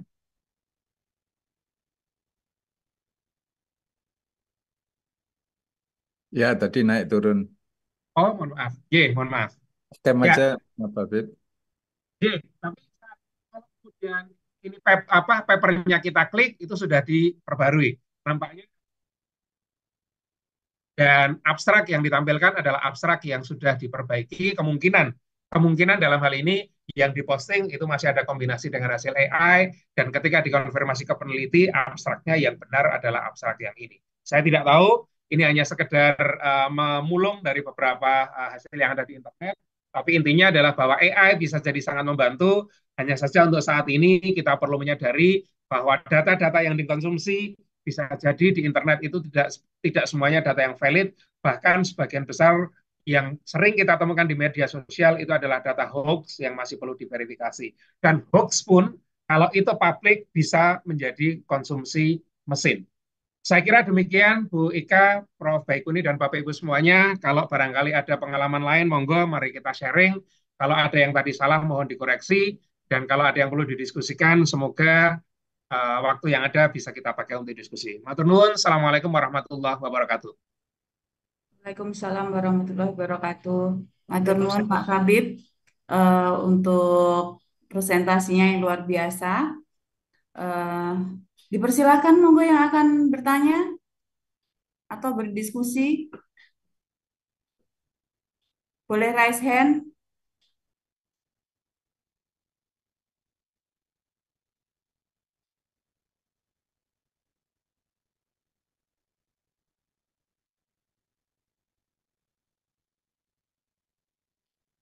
Monggo, kalau mungkin ada yang mau dikoreksi atau mungkin mau berbagi pengalaman, monggo.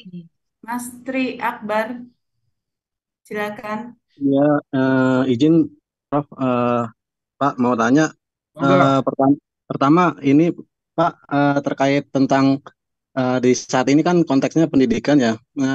Sekarang ada namanya AI terkait sama pencarian citasi site apa. Jadi banyak kayak seperti saya lihat sih seperti Jenny AI atau Site AI itu bagaimana ya dalam konteks etika dalam pendidikan ya? Apakah mungkin kan uh, tools ini bisa dipakai di dunia pendidikan saat ini gitu. Jadi mungkin ini memudahkan juga untuk mencari citasi-citasi yang bisa dimasukkan dalam riset. Tentunya kan kita juga harus mencari lebih dalam lagi atau membaca lebih lagi tentang apa namanya hasil penelitian itu dalam dalam jurnal gitu. Bagaimana dengan saya menanyakan itu dengan apa namanya AI yang dalam pencarian citasi tersebut. Yang kedua, saya mau nanya tentang etika dalam mungkin dalam uh, ada dibahas ini ada namanya AI. Mungkin di sini ada juga yang disebut Turnitin atau bisa dibilang anti plagiarisme mah. Nah, saat ini kan mungkin sedang saling beradu ya antara pengembangan AI dengan anti plagiarisme. Jadi contohlah Turnitin gitu. Di sini mungkin konteksnya bukan perang sih apa satu sisi AI itu membantu untuk dalam rangka memperkaya penelitian. Salah satu sisi Turnitin itu bisa mencegah mungkin apa hasil plagiarisme. Nah, itu nanti apakah itu menjadi suatu apa namanya dalam tanda kutip perang antara pencari apa data penelitian dengan anti plagiarisme. Itu aja dari saya dua pertanyaan itu. Terima kasih Pak. Mohon maaf sebelumnya. Baik, terima kasih untuk pertanyaannya. Mohon maaf untuk apa? Jadi yang pertama tadi, kalau ini menurut pendapat saya sebagai satu tools, kalau kita percaya bahwa tools itu memang memberikan sesuatu yang kita butuhkan, kenapa tidak? Saya yakin bahwa teman-teman itu menggunakan Google Maps karena percaya bahwa Google Maps itu punya akurasi. Atau boleh dibilang itu sangat akurat. Perkara kemudian dilewatkan jalan kecil, nyasar atau apapun, itu lain masalah. Tetapi tetap sebenarnya kemungkinan kalau diikuti nyampe, hanya saja kemudian jalannya nggak sesuai dengan harapan kita. Nah, kalau saya memandangnya bahwa AI ini juga memberikan beberapa tools macam itu. Ada yang tadi tools untuk melakukan summarization, kemudian tools untuk memberikan list of reference dan sebagainya. Kalau memang itu kemudian ketika kita cek referensinya itu benar, ya kalau menurut saya nggak masalah, Pak. Itu tidak menyalahi etik. Tapi kan nanti kemudian kata-kata yang akan dipakai untuk merangkai ceritanya, itu kan kemudian kita yang akan merangkainya. Ini saya ambil contoh ya, ini ada yang namanya jadi Hilang Bapak suaranya. Oh, sebentar. Apakah masih hilang ya? Sampun. Sampun, mohon maaf. Oke. J. Sorry, karena saya pakai dua device, mungkin karena dekat device yang satunya agak jauh dari yang satunya. J. Jadi ini ada satu contoh yang namanya Jenny AI ini untuk memberikan saya menginginkan untuk adanya semacam literatur review atau summarization gitu, dengan topik tentang comparative literature review of data mining classification algorithms. Saya hanya memberikan kata algorithm, kemudian dia akan memunculkan semacam ini, Pak. Ada satu kalimat, apakah kalimatnya saya terima atau enggak? Kalau ini nanti mungkin dia akan menawarkan kalimat lagi. Nah, jadi dalam hal ini, apakah usulan dari mesin itu kita terima atau tidak, itu adalah menjadi pilihan kita. Beberapa referensi. Nah, tapi referensi ini benar atau tidak, kan kita harus ngecek juga, Pak. Siapa tahu bahwa referensi ini hanya asal dimunculkan saja. Jadi yang namanya Laksmi sama ini.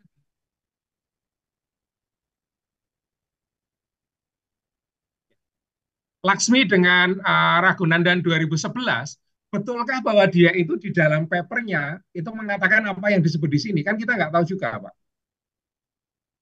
Artinya kalau memang ini itu benar, maka sebenarnya kan menjadi alat bantu kita untuk menemukan paper-paper yang relevan, yang paper-paper memuat kata kunci itu, dan kemudian kalau mau istilahnya dirangkai atau dijahit, itu mungkin tools AI bisa mengusulkan jahitan yang mungkin gitu kan. Ini kan pilihan kalimatnya kan bisa kita terima, bisa kita tolak. Tapi ketika kemudian ini mau kita pakai apa adanya, mohon maaf gitu. Jangan-jangan karena ini mesin tadi yang merumuskan, itu dia ngambil dari teks-teks yang disitasi. Kalau teks-teks itu disitasi, kemudian ini dimasukkan ke dalam tadi ada yang menyebut turn it in, maka bisa jadi akan terdeteksi bahwa ini ada similarity yang sangat tinggi. Kenapa? Karena ini dia ngambil dari konten yang ada, direkomendasikan ke kita nggak nolak, kita terima apa adanya. Tapi kalau kemudian bahasa yang ada di situ kita rangkai sendiri, kita jahit sendiri, kita cek lagi, bener nggak referensinya, maka ya saya menganggap itu seperti hanya tools. Seperti hanya kita menggunakan search engine.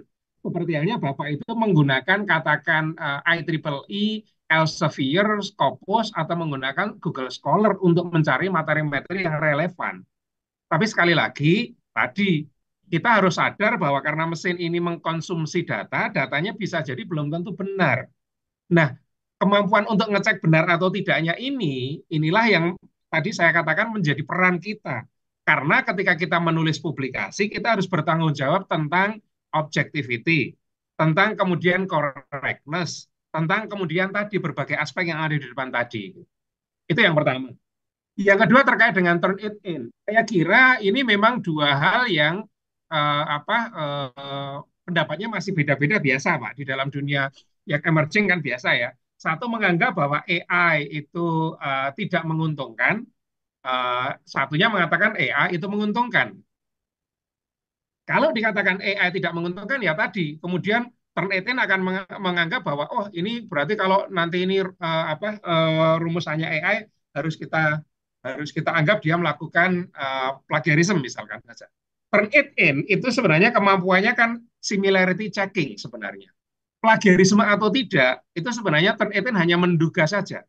Bahwa kalau kemudian ternyata banyak kecocokan, banyak kemiripan tanpa citasi yang memadai, maka itu adalah salah satu indikasi biasanya orang melakukan plagiarisme. Tetapi turn it in tidak pernah menghakimi bahwa ini plagiarisme atau tidak.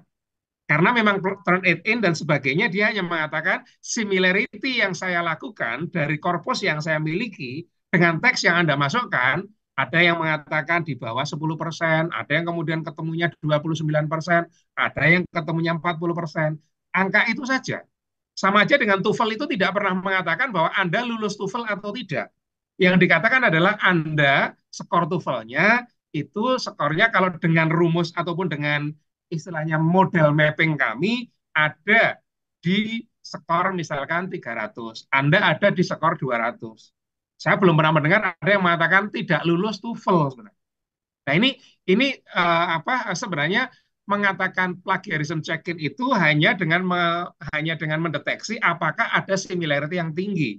Ketika similarity-nya tinggi, itu merupakan salah satu ciri tanda-tanda bahwa kemungkinan citasi yang dilakukan itu belum memadai, paraphrasing-nya belum dilakukan, andaikan itu quotation, ternyata quotation-nya tidak dilakukan dengan baik. Kenapa? Karena kalau quotation itu nggak boleh ngubah kata sama sekali, harus as it is. Nah, ternyata ada kata yang diubah, dicari, misalkan diganti seluruhnya menjadi semuanya, kemudian susunannya dibalik, dan sebagainya, itu sebenarnya kalau quotation kan nggak boleh. Nah, paraphrasing juga ada aturannya. Paraphrasing diupayakan untuk menggunakan kata-kata kita sendiri. Sehingga Turnitin sudah bisa melakukan cross language detection. Dari bahasa Indonesia diterjemahkan ke Inggris itu nanti sudah bisa terdeteksi dia. Bahwa ini kayaknya diambil dari naskah berbahasa Indonesia paper yang ini misalkan. Kemudian nanti akan di-highlight. Jadi kalau dibilang ini persaingan, ya boleh saja dipandang persaingan, tetapi ini tujuannya sama-sama baik. Turnitin inginnya itu bahwa andai kan Anda menggunakan tools, tolong aspek-aspek academic integrity, paraphrasing, quotation, citation, dan sebagainya itu tetap diikuti. Kemudian dicek lagi apakah referensinya benar. Ini ada di bagian bawah. References. Isinya nggak kelihatan. Bisa dilihat kalau saya menggunakan versi yang berbayar, misalkan saja. Jadi, yang di sini kata-katanya beberapa kali itu berulang sebenarnya. Yang dia tawarkan itu berulang sebenarnya. Misalkan di sini ada data mining as a powerful tool, misalkan. Di bagian bawah nanti ada lagi. Data mining as a valuable tool. Artinya, kalau kita hanya accept saja tanpa kemudian kata-katanya kita jahit sendiri, kita ngarang sendiri, bisa jadi dengan mudah akan terdeteksi bahwa ini itu sebenarnya dilakukan bukan oleh human, tapi oleh AI misalkan. Oke, saya kira dari pertanyaan atau penanya yang pertama tadi, dua hal itu semoga sudah menjawab. Karena ada beberapa yang juga mengajukan pertanyaan, kalau nanti masih ada waktu bisa kita. Oke, apakah Turnitin itu adalah AI untuk plagiarism? Ya, karena tadi pengertian AI itu mesin yang bekerja, diantaranya adalah natural language processing, maka AI di dalam hal ini itu juga tidak berlebihan disebut, Turnitin itu tidak berlebihan disebut kemudian bagian dari AI, karena mengerjakan sebagian tugas manusia, mencocokkan teks yang sedemikian banyak, kemudian mampu mendeteksi apakah ini kalimatnya mirip, kalimatnya diubah ataukah tidak susunannya, subjek predikatnya yang dibalik dan sebagainya, Turnitin sudah mampu. Dan itu tentunya akan menjadi sangat berat ketika dilakukan oleh manusia, karena korpusnya Turnitin itu dia mampu mengindeks jutaan paper, jutaan web page, dan kemudian dicocokkan dengan satu paper yang mungkin akan kita cek. Jadi mencocokkan satu paper dengan jutaan konten itu hampir tidak mungkin dilakukan oleh human saat ini.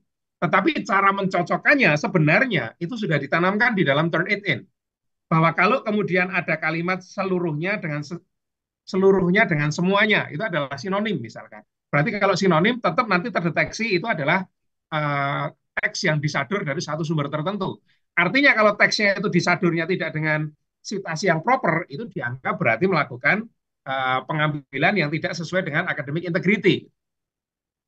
Jadi menggunakan sinonim, membalik susunan kalimat pasif menjadi aktif, menggunakan bahasa Indonesia kemudian ditranslate ke Inggris, beberapa tools semacam Turnitin itu sudah ada mekanisme untuk mendeteksi cross language plagiarism atau cross language similarity. Sorry, saya nggak menyebut plagiarism ya. Cross language similarity. dari paper yang berbahasa Indonesia, diterjemahkan katakan pakai Google Translate, kemudian dimasukkan sebagai bagian dari paper berbahasa Inggris, akan bisa dideteksi bahwa itu bagian dari translasi naskah berbahasa Indonesia. Sehingga dalam hal ini tetap terdeteksi bahwa itu ada similarity dengan korpus yang sudah pernah publish misalkan saja. Baik, itu pertanyaan kalau apakah Turnitin itu adalah AI untuk plagiarism. Yang saya tahu Turnitin itu adalah untuk mendeteksi similarity. Plagiarism atau tidak itu masih perlu dibuktikan lagi. Kemudian cara kerja Turnitin secara garis besar tadi Bapak Ibu, jadi satu kalimat itu akan dilakukan parsing, kemudian dicari adakah kalimat yang intinya itu sama. Intinya sama itu berarti kata dasarnya misalkan aja. Jadi kata-kata yang bukan kata dasar itu banyak yang dihilangi dulu. Misalkan from, at itu dihilangi dulu aja. Nah, kata-kata yang merupakan kata dasar itu akan dicari kira-kira kalimat yang ada di dokumen lain yang memuat kata ini itu yang mana. Nanti baru dicek apakah itu exact match, matchingnya itu benar-benar persis, ataukah kemudian deletion, ada kata-kata yang dihapus, atau addition, ternyata dia menggunakan kata-kata dari satu paper tetapi ditambahi sendiri misalkan, atau di paraphrasing, itu akan kelihatan sebenarnya. Jadi Turnitin itu akan membandingkan kalimat dengan kalimat yang ada di dokumen lain. Tapi karena yang membandingkan itu adalah mesin kecepatan tinggi, prosesornya juga tidak hanya 2 atau 3, tapi mungkin ratusan, maka untuk membandingkan itu tidak butuh waktu yang cukup lama. Biasanya paling satu paper itu nanti kalau disubmit sore, paginya sudah ada hasil. Paper ini punya similarity berapa persen, ini similar dengan yang mana, kalimat ini similar dengan yang mana, itu nanti akan diwarnai berbeda-beda Bapak Ibu di Turnitin. Baik, saya kira itu untuk yang terkait dengan pertanyaan yang ada di chat. Ada lagi dari Davriel Sogia. Oh, monggo. Kalau mau gantian yang tadi yang Pak, apabila sudah diizinkan dalam penulisan ilmiah menggunakan AI atau ChatGPT itu bagaimana cara menuliskannya sebagai referensi? Oh, mohon maaf Bu, kalau saya tidak mengatakan itu diizinkan untuk di-refer loh Bu ya. Karena tadi Bu, hasil dari ChatGPT itu belum tentu benar dikarenakan dia mengkonsumsi data yang ada di internet. Data itu masih beberapa kadang perlu diverifikasi, sehingga outputnya belum tentu verified, Bu. Yang saya maksud adalah, kalau kemudian ChatGPT itu memberikan hasilnya kemudian Bapak Ibu cek dengan sumber aslinya ternyata memang benar, maka dalam hal ini, monggo saja hasil itu kemudian dianggap sebagai bagian dari mempermudah Bapak Ibu untuk menemukan konten. Jadi, seperti yang saya katakan ini Bapak Ibu, ada Laksmi, ini saya tidak mencari. Tetapi ini saya kemudian meminta Jenny AI untuk mencarikan referensi yang kaitan dengan data mining classification algorithm. Yang publikasinya itu terbit dalam 10 tahun terakhir misalkan. Dengan prompt seperti itu, AI kadang-kadang akan kemudian memberikan usulan ke Bapak Ibu. Nah, usulan ini saya tidak mengatakan bahwa usulannya ini pasti benar Bapak Ibu. Maka Bapak Ibu harus memverifikasi dulu. Kalau kemudian Bapak Ibu itu ternyata hasilnya itu memang output yang diberikan itu sudah sesuai. Kalau Bapak Ibu mau mensitasi atau memverifikasi atau memberikan attribution, kalau saran saya atribusinya ya kembali ke artikel utama, Bu. Jadi dalam hal ini, meskipun paragraf ini disarankan oleh AI, saya tetap akan merefer ke Laksmi dengan rada ini, tidak kemudian ke Jenny AI-nya. Karena output dari AI itu ditanya sekarang dengan besok sudah bisa ganti, Bu. Jadi kalau yang namanya citation itu kan harapannya citasi itu kan untuk orang memvalidasi lagi. Kalau ternyata besok dan sekarang itu sudah berubah, gimana kita bisa mensitasi itu, Bu? Jadi pertimbangannya sebenarnya kenapa kemudian kalau mau mensitasi, citasinya itu tetap menuju ke artikelnya, Bu. Cuma artikel dan rangkuman artikelnya ini dibantu mengumpulkan related artikelnya oleh AI. Kalau yang saya tangkap, yang saya maksud boleh digunakan sebatas itu, Bu. Bukan kemudian ini teksnya diposting di situ kemudian dalam kurung Jenny AI. Saya nggak berani. Karena AI itu ditanya sekarang dengan nanti bisa jadi sudah ganti kok, Bu. Silakan Oke, dicoba di ChatGPT. ya. Pertimbangannya itu, Bu. Kenapa tidak untuk disitasi langsung itu salah satunya yang paling jelas itu. Oke. Oke, satu lagi yang tadi dari Devri Sogia, teknologi AI Ya, apakah relevan digunakan di Indonesia yang menganut sistem padat karya? Karena AI seperti yang Prof jelaskan tadi terkait dengan sekali dengan tenaga kerja. ya. Kalau soal relevan atau tidak, saya kira di domain-domain tertentu itu sudah banyak, Pak. Jadi, mohon maaf ya, Pak ya. Beberapa website yang ada di UGM itu banyak yang kemudian versi awalnya itu kontennya dibantu dengan AI, Pak. Jadi misalkan saya membuat artikel tentang kegiatan ini ya, kegiatan pesantren Kalam gitu. Kemudian ada beberapa kata kunci yang sudah saya tambahkan. Kemudian di situ saya menginginkan bahwa narasi ini gimana caranya agar lebih nyinggung dengan SDGs misalkan. Nah, ada misalkan saja di situ kemudian AI yang bisa diminta untuk mengusulkan alinea yang kaitan dengan SDGs. Dia kemudian akan nyari di berbagai sumber tentang SDGs, tambahkan ke situ dengan kata kunci pesantren misalkan. Pesantren Kalamnya mungkin enggak, Pak, tapi pesantrennya dia berhasil ngambil pesantren ini relevan dengan SDGs nomor sekian.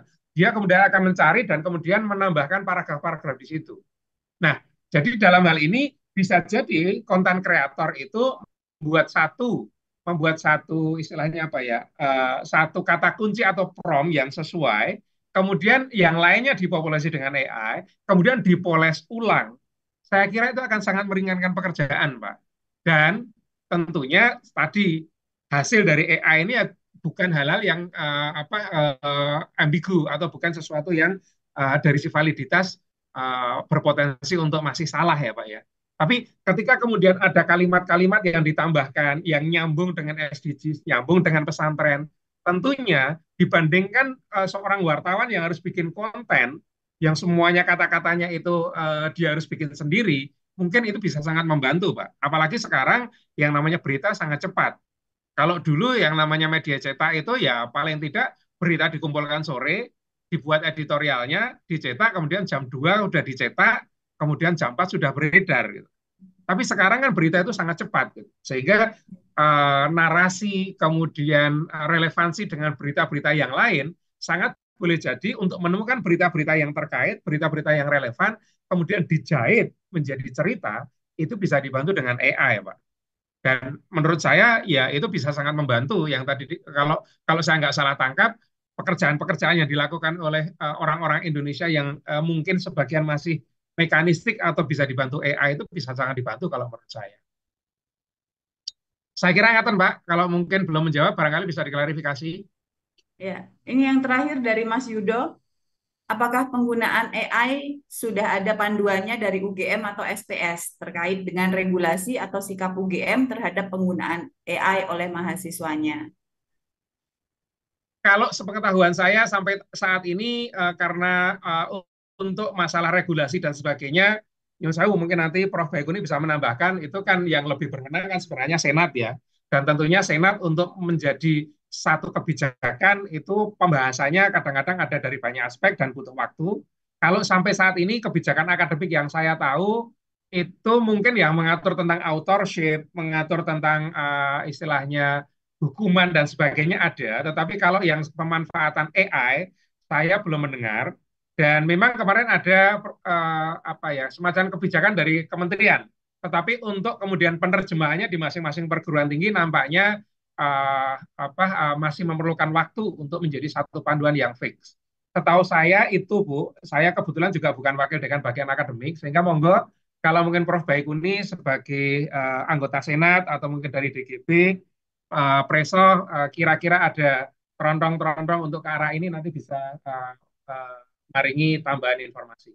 Ngaten Bu Ika dan teman-teman. Jadi, matur nuwun Pak Kadir. Prof. Bay mau menambahkan? Ya, terima kasih. Ya, memang regulasi ini kemarin barusan ada berita di UGM.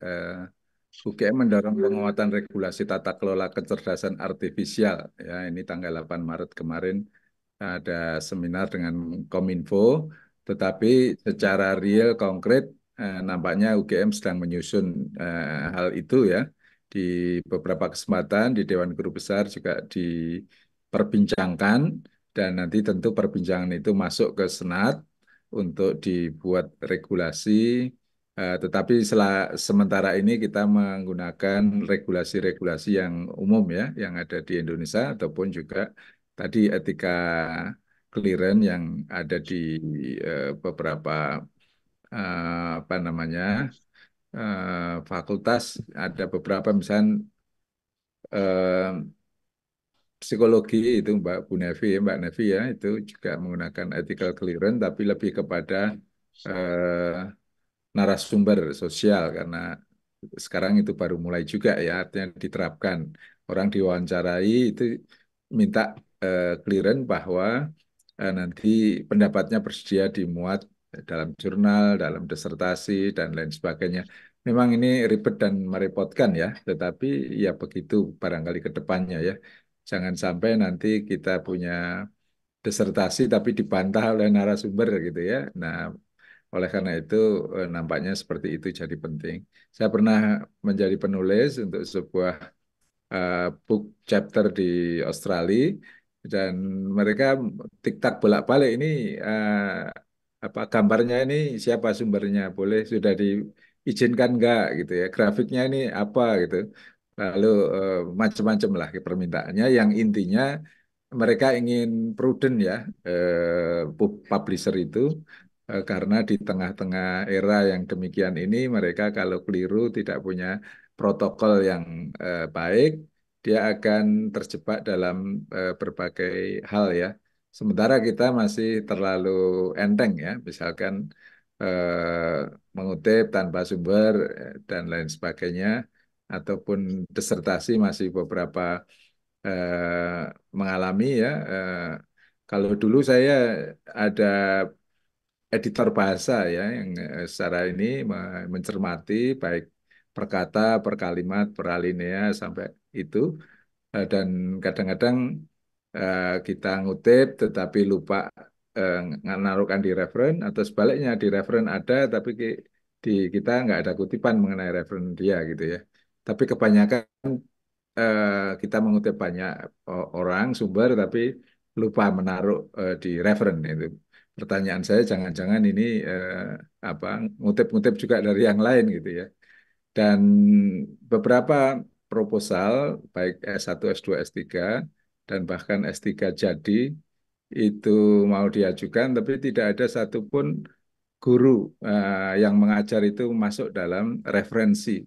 Masa sih tidak ada sama sekali? Lalu kalau begitu tulisan itu dari mana gitu ya? Dari apa namanya nggak pernah sama sekali dosen-dosen yang udah puluhan kali menyampaikan, tetapi tidak ada satupun yang nyantol di tulisan itu. Nah ini memang kita perlu hati-hati bersama. Oleh karena itu training Wahid Writing Workshop ini untuk membuat kita aware, sadar bahwa seperti hadis-hadis itu ya, itu perawinya, sanad matannya itu harus jelas. Kalau tidak jadi doif atau apalagi hadis yang palsu itu sangat dilarang ya. Dan tradisi pesantren zaman dulu itu sangat teliti sekali. Bahkan kalau periwayat itu ya ketahuan pernah berbuat sesuatu yang tidak baik itu sudah diragukan ya. Nah, sedangkan kita kan kadang-kadang nggak pernah sampai pada perawinya atau penulisnya itu kita teliti karakternya, tabiatnya dan seterusnya. Nah, kita jauh dibanding tradisi-tradisi kitab kuning yang sudah sangat apa namanya cek rechecknya luar biasa itu. Maka pelan-pelan kita perbaiki, apalagi dengan IT. Terima kasih sekali Mas Habib, Prof. Habib. Sebentar lagi Insya Allah doa kita Insya Allah makbul karena diamini oleh banyak para supporter. Amin. Terima kasih. Monggo Bu Ika untuk apa rangkum, menutup dan lanjut ke Bu Ika. Ye, luar biasa materi yang hari ini apa ya disampaikan dengan sangat lugas oleh Pak Habib, bahwa riset itu mutlak dilakukan untuk perubahan yang lebih baik. Bahkan adanya AI ini untuk dari yang perubahan-perubahan dari yang mekanis menjadi mesin atau manual menjadi matic itu untuk mengurangi beban atau mengurangi penderitaan atau lebih kekinian gitu. Dengan online ini kita memang sangat dimudahkan, bahkan sangat sangat ketergantungan dengan gadget gitu, bahwa ketinggalan dompet nggak apa-apa, tapi kalau ketinggalan gadget kayaknya udah luar biasa gitu. Untuk menyikapi era AI ini bisa dilakukan. AI itu bisa kita manfaatkan. AI itu merangkum pengetahuan dari berbagai sumber yang umumnya tidak menyertakan sumber referensinya. Jadi kita harus benar-benar mencari lagi, menggali lagi, dan mengkonfirmasi, memverifikasi apakah sumber-sumber yang lebih akurat itu bisa didapatkan. Sebaiknya AI ditempatkan sebagai hanya alat bantu saja. Jadi untuk memudahkan dan masih perlu atau masih diperlukan validasi hasil dan ekspektasi berdasarkan kemampuan manusia. Tools yang memanfaatkan metode machine learning yang sesuai dengan keperluan silahkan, diperbolehkan, dan boleh digunakan hanya sebagai alat bantu. Perlu digarisbawahi bahwa model memiliki potensi tidak sepenuhnya akurat. Pemahaman, pemaknaan, dan pelaksanaan integritas akademik perlu prioritas bagi pembelajar, ilmuwan, pendidik, juga pengajar. Demikian highlight pada hari ini. Alhamdulillah telah kita dengarkan materi yang disampaikan dengan sangat baik oleh Dr. Habib pada sore hari ini. Subhanakallahumma wa bihamdika asyhadu alla ilaha illa anta astaghfiruka wa atubu ilaik. Wabillahi taufiq wa hidayah. Wassalamualaikum warahmatullahi wabarakatuh. Ini tadi juga rapuh Ibu Sri Hartati. Oh ya, Bu. Hartati. Besok pagi ya, sore ya. Besok sore. Oke, terima kasih. Terima kasih, Terima Mbak kasih Ika. sama Matur Ibu. nuwun Mbak Ika. Selamat berbuka puasa. Ya. Nuwun Mbak Ika, Prof semuanya. Ya. Bismillah. Selamat.